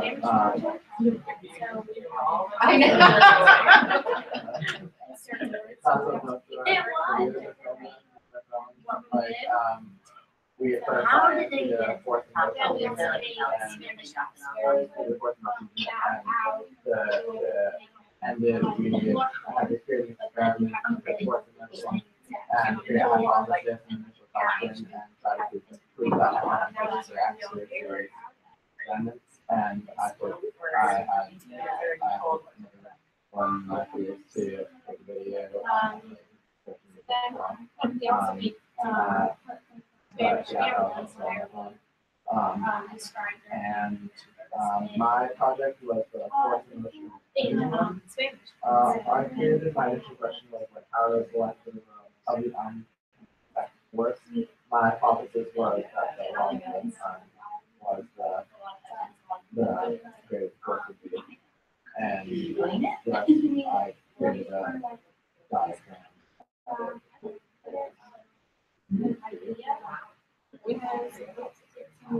Yeah, and we had 3 weeks to do it plus weekends, and everything to experiment and build if we needed to, if we felt material. I kind of had I made a wooden pendulum or a pendulum using wood and a hammer as the arm attached to the wheel and like screws, nuts, and yeah, a lot. Yeah, I try to do it regularly. Yeah, because we're not we have so many other things we don't really have class time for this. We're not feeling like just something that we're excited to do as a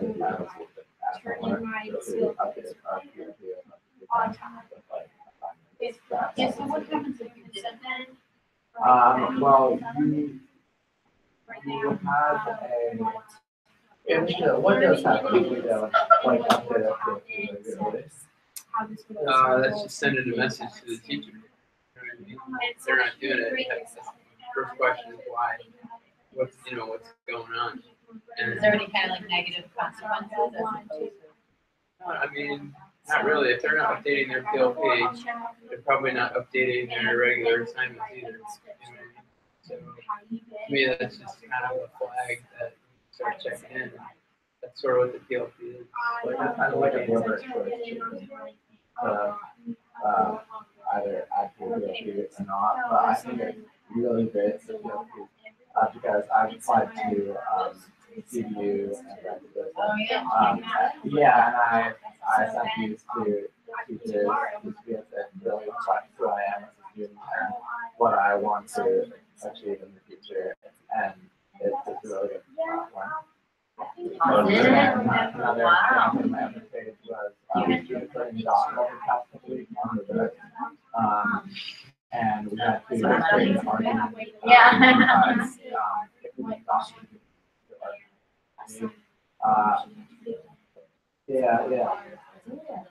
yeah, it was kind of a frustrating moment. Unit.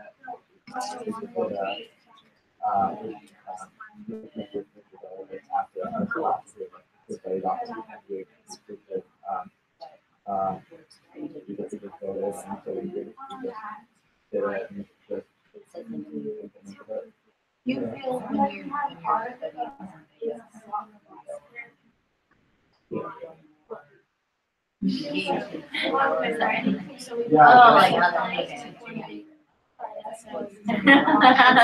yeah, like last year we studied the Industrial Revolution.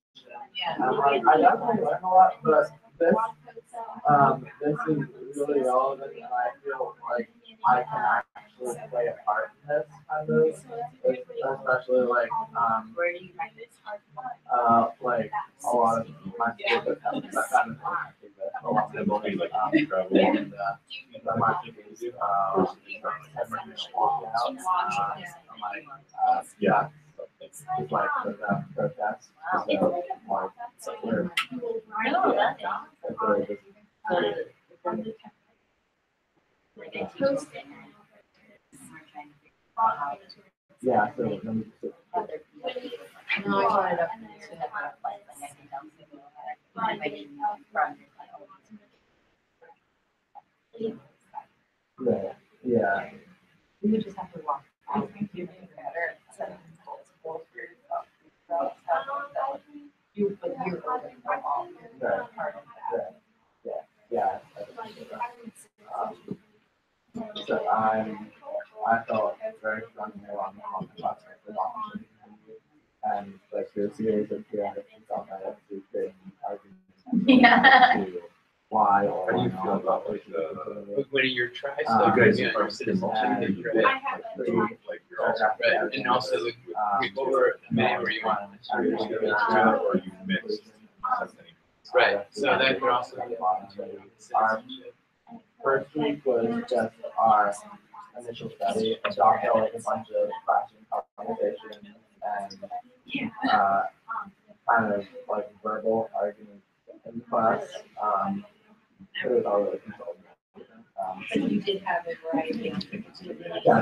Yeah, like there were a couple people in class that felt very similar. And their arguments were valid. Like I definitely get where they're coming from. Yeah, I think so. And maybe about 2 more minutes. Control. And then here's a picture from my channel. Yeah. You did a great job. I don't not want to do Montpelier. Like I'm really interested in Montpelier. Were you nervous? You didn't show up. I'm looking to it. I'm going to the theater and also they're I've looked at both of their course listings, and there are a lot more opportunities for classes at CMU. Yeah, it's a lot bigger. Like I'm up there, your schedule might not be your thing, like two languages. Yeah, but just like I chatted with them, like it was just really interesting. And, like I kind of like this. What would that be like? It's actually on my desk. We're selling out that. Yeah. Yeah, I know a lot. Yeah, I know a lot of people. Yeah, I do as a part when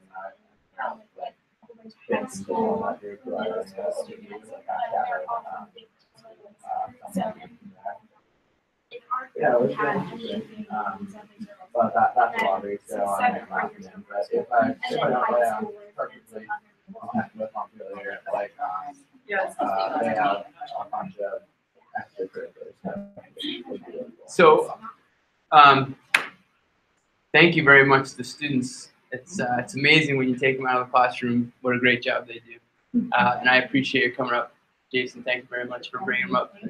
Are there any last questions you have for the large group participants? Do you have any questions? We're going to kind of debrief.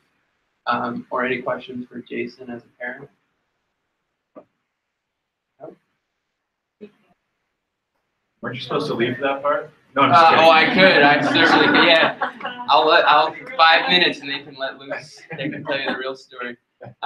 But thank you guys very much for coming. You did a great job. I appreciate it. I also have a little something for you guys, a little gift for coming. Right? So thank you very much. We'll take a 5-minute break and then we'll kind of come back. Thank you. There you go. Thanks, Katie. I appreciate it. Make sure you have all your stuff. There you go. Thank you very much. There you go, Sam. Thank you very much. Yeah, thank you for bringing him up. Appreciate it, man. That's good stuff. We'll see you tomorrow morning, bright and early. This is super fun. Yeah. You can come again. You can teach the class next time. Thank you guys very much. Have a good night. We'll see you tomorrow morning. Thanks. Drive safe. Thank you. All right. Yep. We'll see you. Get a good night's sleep. So we're gonna take another break, but my mentor, one of the people I respect most, this is what he says: always lead with your kids. They do all the talking for you. They did a nice job. So if you guys want to take a 5-minute break, we'll come back and we're gonna have a little reflection, and then we'll kind of make plans for the rest of the Okay. I just want to talk about their communication skills. It's not always like that. They really stepped it up. Yeah. Well, you get to see what they really have. Right.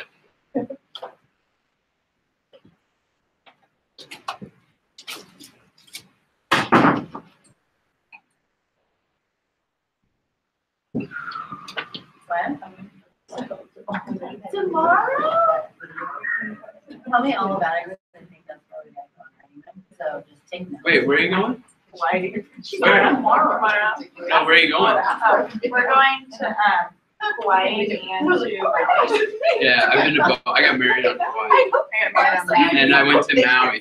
So I used to live in Seattle. Yeah, have you been there before? I got married in Maui Oh, you did. Where in Maui? at Mama's Beach House. Did you go to Paia? Yeah, that's Paia. Like where we got married. Dude, Is that what you no. But I walked in. So you go to Paia. That's right. There's this place called Huakapa Beach, and you go to Paia, and it's this small little town off the highway. And I was with my family, and we walked into this bar/restaurant. And I walked in there, and like everybody in the bar is gorgeous. My dog Man, everybody. And I'm just like, what's going on? What's up? And that Huakapa Beach is one of the best windsurfing beaches in the entire world. Robbie Naish, remember Robbie Naish? Yeah. He's the guy who made windsurfing. He just Google it. It's unbelievable. And I often ask myself why I did not stay in that. It is incredible. Like, that's a It's like, great it's question. really cool. Well, we got married in Maui when we had the earthquake in Chile, and we all had to evacuate. Oh. Like, to so there's a tsunami warning. Everybody does the sirens went off, and we all had to evacuate to the top of the volcano. So that's where I spent most of my time. We were on the, so here's Paia, it's on Yeah, we were the, Paia, I don't know if it's on the north side or what side it is, but we stayed on the other side. Where the So there's resorts are. Lahaina, and then if you go down from Lahaina, we stayed there. And the thing I remember about Maui is you go to the airport, and they have the baggage claim. There's concrete that's going up through the baggage claim through the roof. And I'm in line, and there's a dude with all these surfboards. You know what I mean? Yeah. It's just like, whoa. And then, but we got married on Hawaii, on the Poly Coast, where that, what's the name of it? Honolulu Bay. So I got married right on Honolulu Bay. And that's where the Irons brothers are from, Bruce and Andy Irons, who are two of the best surfers in the world. And I mean, I liked Kauai, but then we went to the south. So we stayed in the north side, Princeville area, which was like super lush and beautiful. But we went to the south side, and I didn't like it as much as I liked Maui. And so if I take my wife back to Hawaii, I'd like to go back to Maui. Maui's awesome, but I want to go to Hawaii. when I went to Maui, I wasn't worried about Maui. I was at the beach. Yeah. But you know We where? just need a little bit of everything. So- Now we seem to have it all, so. But you ever heard of Cook Islands? So I got lucky. I went traveling again, and I ended up going to Fiji. So I wanted to show And you then this. Cook Islands. Happened to have in the bag. I got this Oh, thing, yeah. I guess this is. It's better than Fiji. Okay. Way Better better. than Mississippi. Well, no, Fiji's awesome. Like I I love don't Fiji, know what but their idea then this was right after 9/11, so we went to the Cook Islands, and there was like no white people there. It was, I was like, And you. and we went to this place called Atsuta. So we like, I have It's a the largest partnership. lagoon in the South Pacific. And basically, it's an atoll with a reef that goes all the way around like that. So it's like And good for I was taking my motor, I had a little motorboat, and I'd ride around, and I'd pull up to these lagoons. They have these fish that are called trevally. They're about like this big, they're kind of a jack. And they come in and wade out into this lagoon and fly fish for them in the South Pacific. And watch the sunset. And you're going first around I've already got. It's like so cool. It's really cool. But like yeah, the mountain biking is really good. The Poly Coast is incredible. Like the way the landscape is. You go out on little, the tourist boats and like sea turtles and stuff. It's cool. It's really cool. My brother lived on the Big Island, right, when I was. Yeah, well, you're in Does that make Alaska, right? You get to Yeah. Hawaii, it's only like, I mean, it's not that top secret. You know? But I've never been to Hawaii, that's why we're gonna take. a Yeah, trip. go, I mean, make sure, you know, that Honolulu Bay area. I think we're staying in that area. It's awesome. It's It's like nice. over kind of. It's like rainy, you know, but it's like super green. There's all sorts of hikes up there too. You can hike on the Valley Coast. Cool. Okay, And ultra affordable. Okay, tell me everything. what are you looking up over there? Oh, I got this thing from this company in San Francisco. It's a foldable microscope. We were just looking it up. I haven't put it together yet. We were trying to decide why you would have a company. Yeah. So I have a, yeah.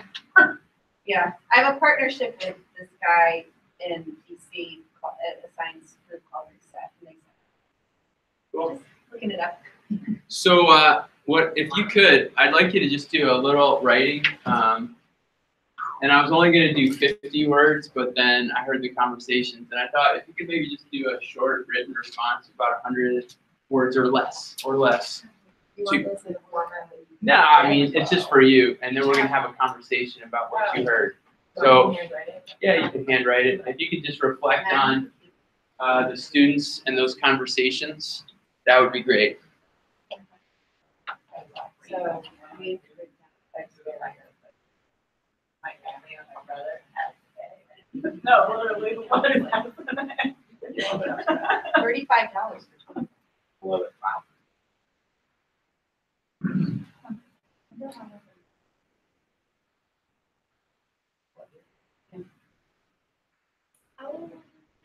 They were 8th graders, so they're 13 and 14.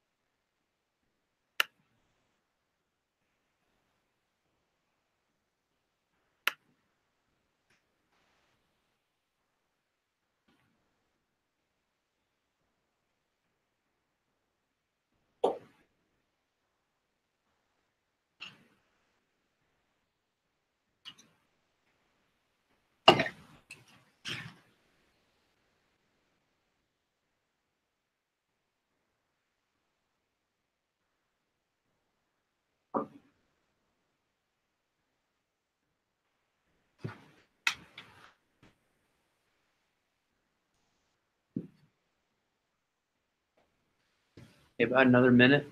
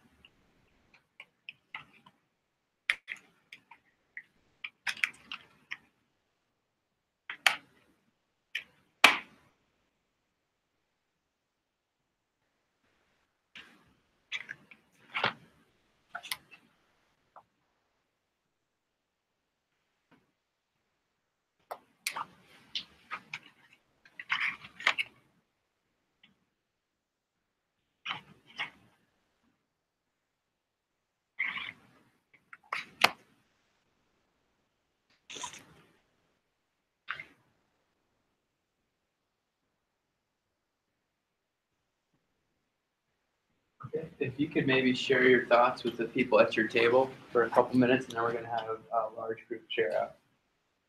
How about, let's say, 3 minutes to talk to at your table, please.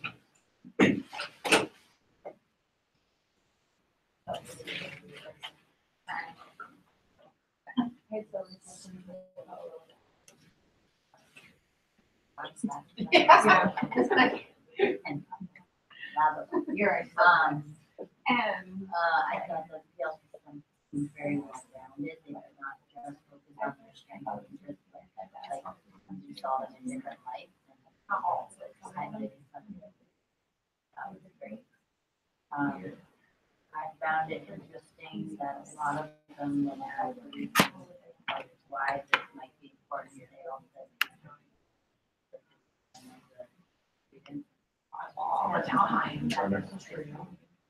and that and if Montpelier high school teachers received a big part when coming to the school and official get them navigate their curriculum in the freshman year. I hope that this is good.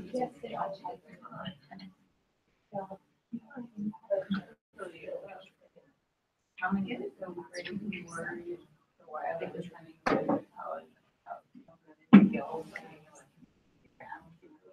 I felt like that transferable skills why you're going to stay around to get the adults and they don't really do themselves. So I'm like, yeah, I think it's just even if they have that well, like if your goal is what I need, they realize they need it and I hope that, you know, like I just think yeah, how skills that they're getting is reflective skills and more help them. Yeah. When they go to college. Yeah. All of those things we think are more important, what that looks like. They're like bored. Because she's all you're not just But excited and looking forward to like choose their things. Right. right. Like that one photo, but it helps me. And actually, that's like all like his parents. Yeah. I know. One thing I really liked is when we were looking at examples of As a kid. and said that was but it was like they took like the area of weakness and they had gotten out of the SST and they worked on it and then got and so like we're aware of the need to work with them. We're also grounded in it. So I thought that was really cool.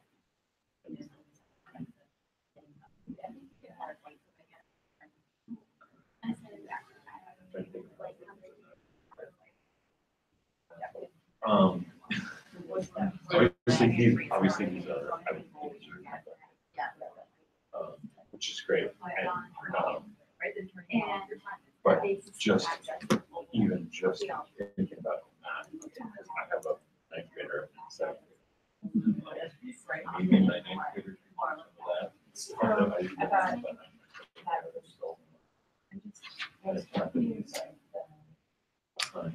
he's done have those. skill. Okay. You can finish up your comments.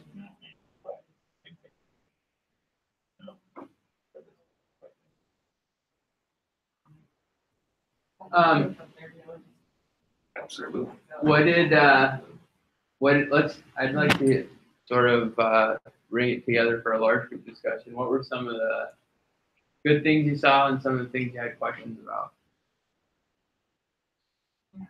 I did a lot of reading for another class about how kids are going to college without these skills. And here are these, yes, they might be exemplar, but students that they have, they're displaying skills, like some of the transferable skills, like communicating with adults, which very difficult to do, and reflecting on their abilities, both positive and their strengths and challenges, and they just, looking for their future and wanting to have excited about things that they want to do, and that is really impressive to me. So I don't want to be too specific, but of those three kids, one is a high roller, and the other two have to work. So I have other kids in my class. They say don't travel without your rock stars.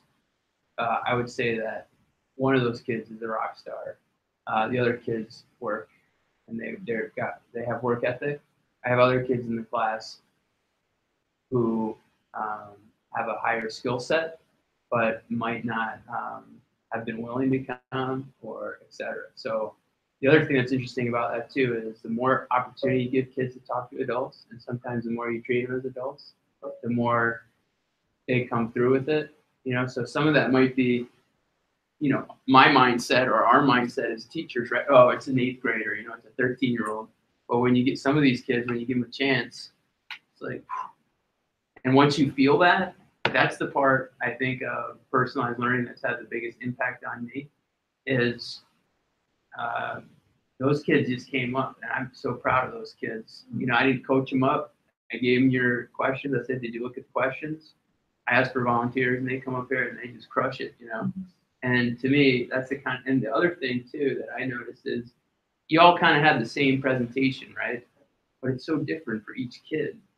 So how can we be sitting up at the front of the room and say, everybody's going to do this, and everybody's going to do that, when they all had these very different interests and abilities?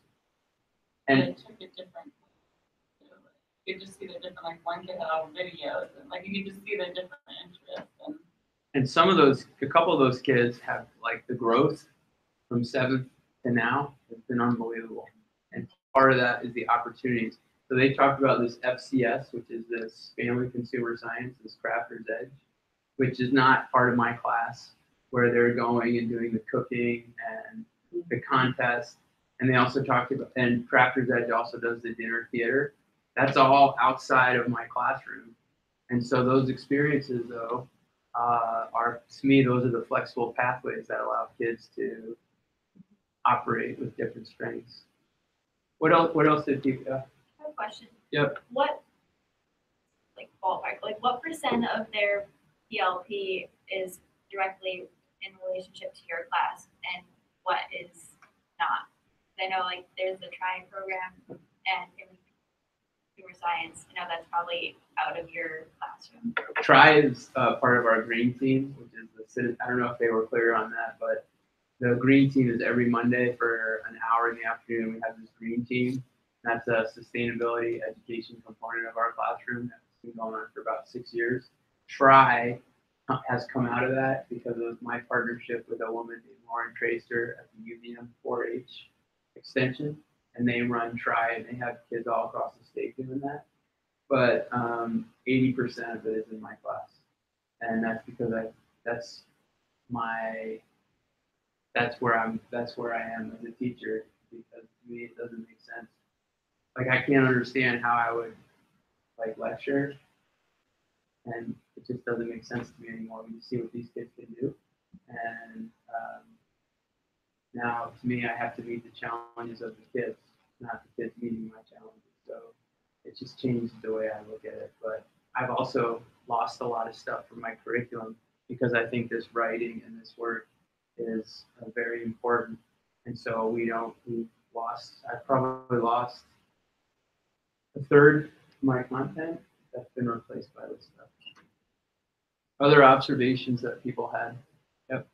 I asked all three of them the same question, not like exactly, but it was just interesting. So I just asked you if you would give it to them as work. I said, no, never, right? But it was interesting to talk to them because some of them take it upon themselves as homework. And the difference, one said, well, if I don't finish something, I'll finish that now. Another said, no, I don't have access. I can't edit it. I can't at home at all. And then another said, oh yeah, all the time, like constantly I'm editing it at home. So that was interesting. And I just wonder about, you're not assigning it. So like, is that an equity issue?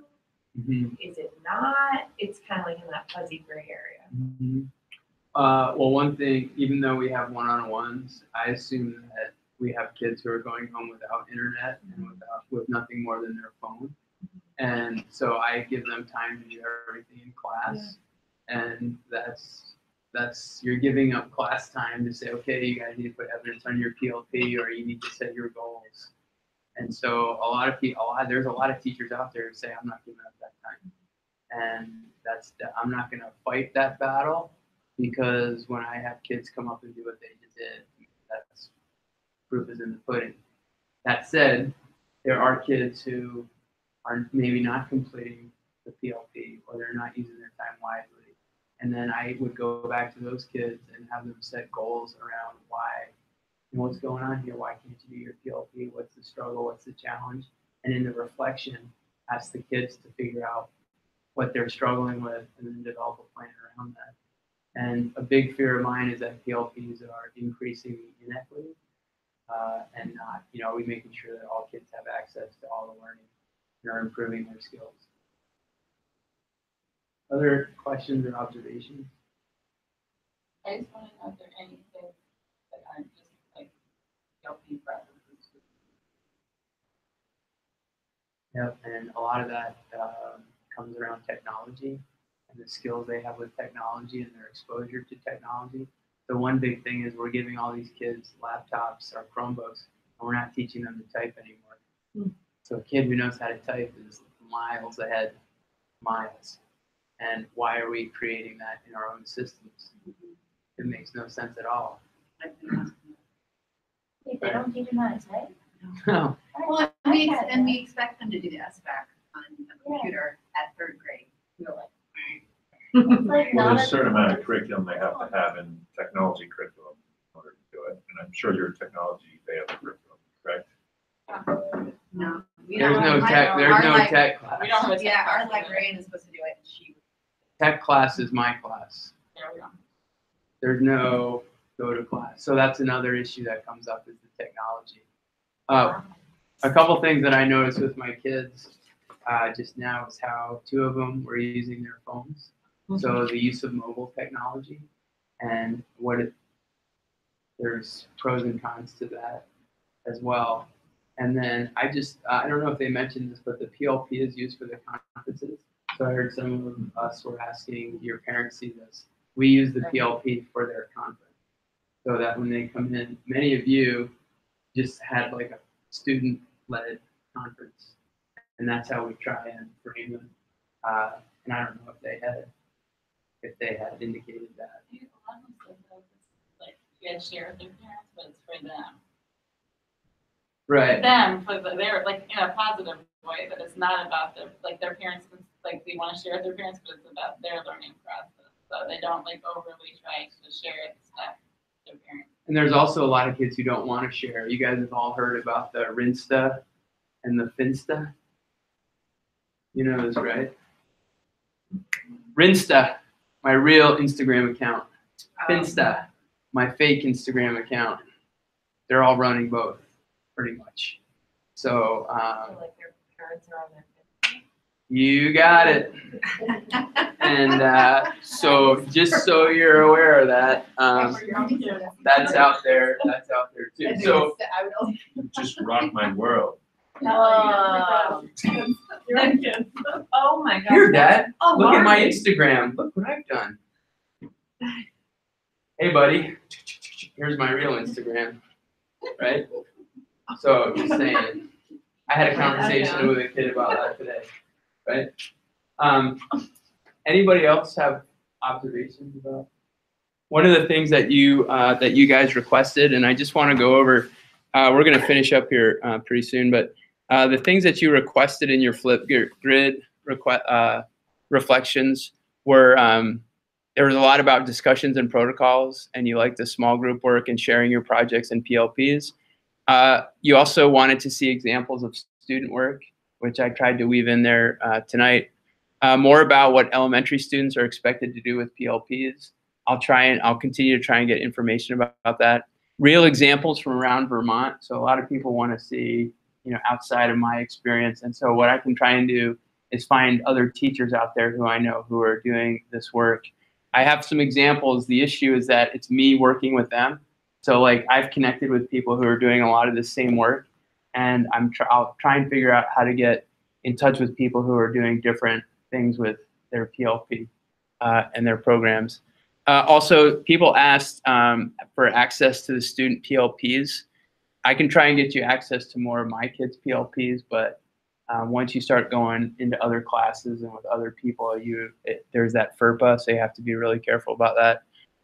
Also, there's more concrete lessons about how to get started with kids, and we can definitely do that around relationships and about reflection activities or any activities that go into building the PLP. And then also they wanted to hear more from classmates about what you guys are doing in your own classrooms and what that looks like. So maybe in the future we can schedule discussions ahead of time where people can just talk about what's happening in their own classes in a little bit more detail. It's 7:15 right now, and what I'd like to do is I'd like to go over the expectations for the next 2 weeks, because as you know, we're not meeting next Thursday because we're going to be in Hawaii. Not all of us, but some of us are, and not thinking about homework. So, and this is a good time to be bargaining and to be negotiating, because I said, yeah, right. Well, we're not deleting it all. So when we get back, we don't have. So this is the way I set it up. I did 3 hours is a big number. Yeah. Oh, yeah, 2 weeks. I didn't really, right. So what I tried to do is take the average. Yeah, we've been doing about 2 hours a week, I guess. And this, if there's anything on this whole deal that I want you to really pay attention to, it's that introduction to proficiency-based learning, because our next guest speaker is all about proficiencies. And so if you think about where we are in the class, I was doing a little bit of a review where we are. And I just want to go over that with you. So in week 1, we got to get to know each other. We went over the personal learning framework. We also looked at the class landscape. And if you remember, this framework is still really guiding what I'm doing. So our first week was a lot of the identity, our learning community. We introduced the 3 pillars of personalization, which are the PLPs, proficiency-based learning, and then flexible pathways. Week number 2, we went over educational theory. We looked a lot at the background and how our past is connected to what we're doing right now. We also looked at the AOE personalized learning site, and we diagrammed our own learning processes, which should be on your PLP, that should be on your bio or your homepage. And then we started looking at that learning process that was sort of something that I came up with. That was creative, I call it, rather than a canned version of a personal learning profile. But I will show you a personal learning profile tonight that McClaskey, the author, recommends. In week number 3, we discussed the negotiated curriculum. That's where we started saying that we're going to decide how the course is going to go. We might have needs outside of the syllabus. And so I'm continuing to ask you to set the direction of the course. We talked about learner voice and choice. I got some feedback from you. We went over your personal learning plans and your personal learning projects. In week number 4, we talked about implementing PLPs. There was work time. You guys developed your PLPs, and you also started to set your goals. In week number 5, at your request, we went deep dive into the setting goals and the PLP implementation, and we also did a peek through the window. This was last week. And then we developed a project implementation plan. At this point right now, you guys should have your PLP set up. I think everybody does. You should have your project outlined and ready to go. You should have a timeline for your project, and you should have specific goals around your project. I think everybody is there, right? And what I'm going to ask you to do, does anybody have questions about that? Yeah. It's supposed to be on our PLP, all that stuff on our PLP. No. This is just okay. Your PLP. What you need to have is your homepage, your bio. You should have your learning process. You should have your goals, and you should have your implementation plan. And for all of you, I've gone to those PLPs, and everybody's in a pretty good place. Some of you are real specific, like the first week you come back, you're going to be doing this. The second week you come back, etc. So I think that's good. Allison actually has a really good, your planner that you used on that Venn gauge, I thought was really good. She planned it out, and if she'll allow me to share that, I might show it to you. But for the next 2 weeks, what I want you to be doing, actually, let me escape here. I would like you, right? So the proficiency-based learning, this is the second big pillar of personalized learning. And I also, if you can look at the students as partners, these are 2 modules that I think are pretty helpful. You don't have to do the whole module, but you need to look at what's in there so you understand what's available. But this proficiency-based learning is a good one. Then I continue to want to look at this UDL. I am reminded pretty regularly that UDL is actually mandated by the ESSA, Every Student Succeeds Act. So it's become national legislation, and UDL is recognized as best practice, and so it's written in. Notice the project work is at your discretion. So you can, if you feel like your project's all set, you can just kind of let it hang there and come back to it when you get back from vacation. Couple things that you should be aware of. If you have time, you should be looking for resources. You can do that on our page. If you look at the page here and you look at the resources, there's a ton of resources there. Or you can go out on your own and look for resources that apply to your project. Because if you remember, at the end of your project, you are going to have 3 to 5 resources that you feel like are really going to help your practice. And you're also going to have a professional learning plan, like how are you going to continue this work. And then if you have time, you should, if you want to, develop some questions for our next presenter. That would be appropriate. Yes, ma'am. When it says reflection, yeah. So should we be like writing? There's no assigned reflection, but if you're going to be reflecting on your practice down the road, so you leave this class, and as a teacher, are you reflecting on a regular basis? Not in a formal sense. Do you write a letter to your parents every Friday? Yeah. To me, that's like reflection, right? So how are you doing that? Like, is it a Google Doc or? No, it's a Word document that is printed and photocopied and put in folders. So down the road, that might become a blog. You might want to do a Twitter feed. Something. Did you hear how the kids were talking about going back and looking at where they've been? Yeah. I think that's really powerful for teachers too. So what platform do you want to use for a reflection that could inform your practice and allow you to look at where you've been and where you're going? But that's reflection on our project. Yes, but again, when you leave the class, you're going to be reflecting on your practice. So your practice is something that, your project is something that's involved in your practice, right? So you can be reflecting, for this class, you can be reflecting just on your project. As you move out of this class, I would hope that you're reflecting on your practice. And then when I'm thinking about if I'm reflecting on my project, I'm just thinking about where I'm putting that. Is that underneath? And also the format too.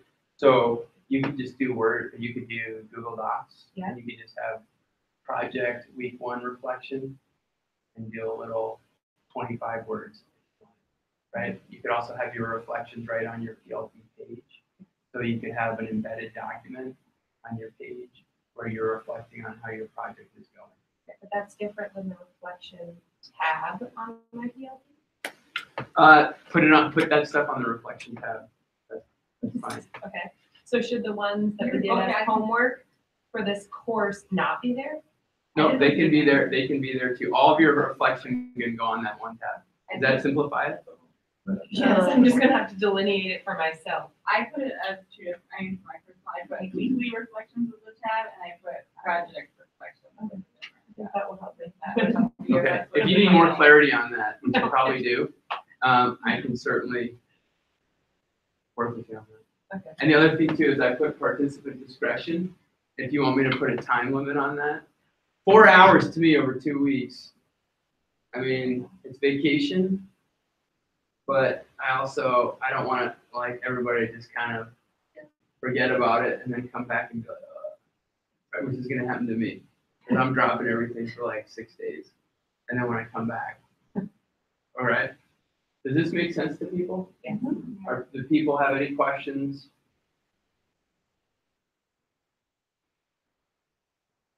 Okay. If you have questions, ask me now. All right. The last thing I'm going to do, I just have a little handout which involves some of the topics that were involved in the reading. This is from your book. At least part of it is from your book. There's a personalization, differentiation, individualization table. I couldn't figure it out. Okay. Yep. There you go. And then if you guys flip through that, you'll see there's a stages of personalized learning, which is what we've talked about, moving from a teacher-centered to a learner-driven. And then if you look at page 3, this personal learner profile, you see that you can. This is an activity you can do with kids, where you have the kids are they access, engage, and express. This is from the UDL. And then if you notice, there's a menu where the kids can start to figure out what they do well with, and then that becomes a personal learning profile. You know what I mean? And this can actually be something you put on their PLP. This can be something that I'm going to do this probably next year, right? Because then the kids are able to say, oh, I'm really good with video, like Sam. And so that's a way he can be expressing. But this is an activity that you can use. There's also these sentence starters, which I assume you could bring to an elementary level if you wanted to, and just kind of work with that. And so I just wanted to make sure that you guys had some of these examples and are aware of that. You also sent us some of these, like some links in the beginning of different things like this too, but I can't find them. I was looking for those. I can't remember. Like different learning profile. Is it on the resources page? Okay. So I think that's all for this evening. If you guys have any questions, I'll be hanging around for a little bit. Does anybody need anything for the next class? The next class, I think we're going to look a little bit at UDL. We'll have the proficiency-based learning, and then we'll go from there. So the next one is March 8th, right? It's March 8th. Yes, So ma'am. that means that Aaron and I have to have an outline. You have to have it outlined and resources too then. And who's signed up for the UDL? Well, that's what I was just gonna ask. I feel like we're reading. Well, I was wondering if you guys wanted to go a little bit earlier. But you don't have to. You don't have to. But I think I can just kind of poke around on it, and then you guys can bring it together. Because I think it's pretty important. I don't know. Well, like I would like to do something like hands-on, like actually do the UDL. That would be Because awesome. we are already reading so much in the text about it, like, I don't want to sit here and tell people what it is. That's So why don't we think of an activity that could bring our understanding of UDL together? Yeah, that would be a good culminating activity because I think it's that important of a concept. Right. That if you could work on an activity, that'd be awesome. Okay. And then we can start piecing together. I have a question on our teaching episodes. Can we do work time, or can we maybe have assignments? Because I was thinking about say doing a reflection on a reading, and I didn't want to give more homework, but I also don't want to be oh yeah, here's 20 minutes of my time to read this, and now I'm just going to talk to you for 5 I would do, if you were gonna do a reading, I would figure out a reading discussion protocol or a reading reflection protocol. And have options for the participants, which would reflect sort of how you would do it in a class. You know what I mean? Yeah, that's kind of what I was thinking, but it was like, I was kind of thinking of like giving the reading when I give you my outline of what I'm doing, and then that way everybody can read it so that when we come together. That's what you would want to do. Okay. You want to give it for homework. But Yeah. then once we start the teaching episodes, I dial it way back because then the episode material becomes sort of the homework. Okay. Anybody have any other questions? Check the link on my. Okay. I'll be around for a little bit. We're okay with the next 2 weeks? If anything, err on the side of rest and relaxation, please. Okay. And if you're taking a vacation, I hope you guys have a great time. And I hope you come back relaxed and rejuvenated. I'll be offline from Monday. What's Monday? 20-something. I'll be offline from Monday to Sunday. So I'll be checking my school email probably. But anyway. No, you won't. Don't do it. So I'll be offline, but I'll be back online next Sunday. I think that's the 1st. Okay? What is Wednesday? I don't know, but You guys have travel. you need to know that date, right? Mine's The like fifth. a Wednesday. Mine's Wednesday. Wednesday. Yeah. Guys are all went. Okay. Wednesday. Yes, I Or was the actually fifth. just to ask. I have no You idea. go back Monday? No, you don't have to. You don't worry about anything. Oh. You oh, wanna oh. stay? Yeah. I'll invite you. That's So I'll invite you. So not to the really. meeting. I don't know, how do you invite? Don't even worry about what you should do. They do tell me. No, go over there, talk to I didn't tell them. Okay. And then Elena, I want to touch base with you real quick. Just talk to her. And then I'll touch base with you. Yeah, and I wanted to, yeah. Okay. I just,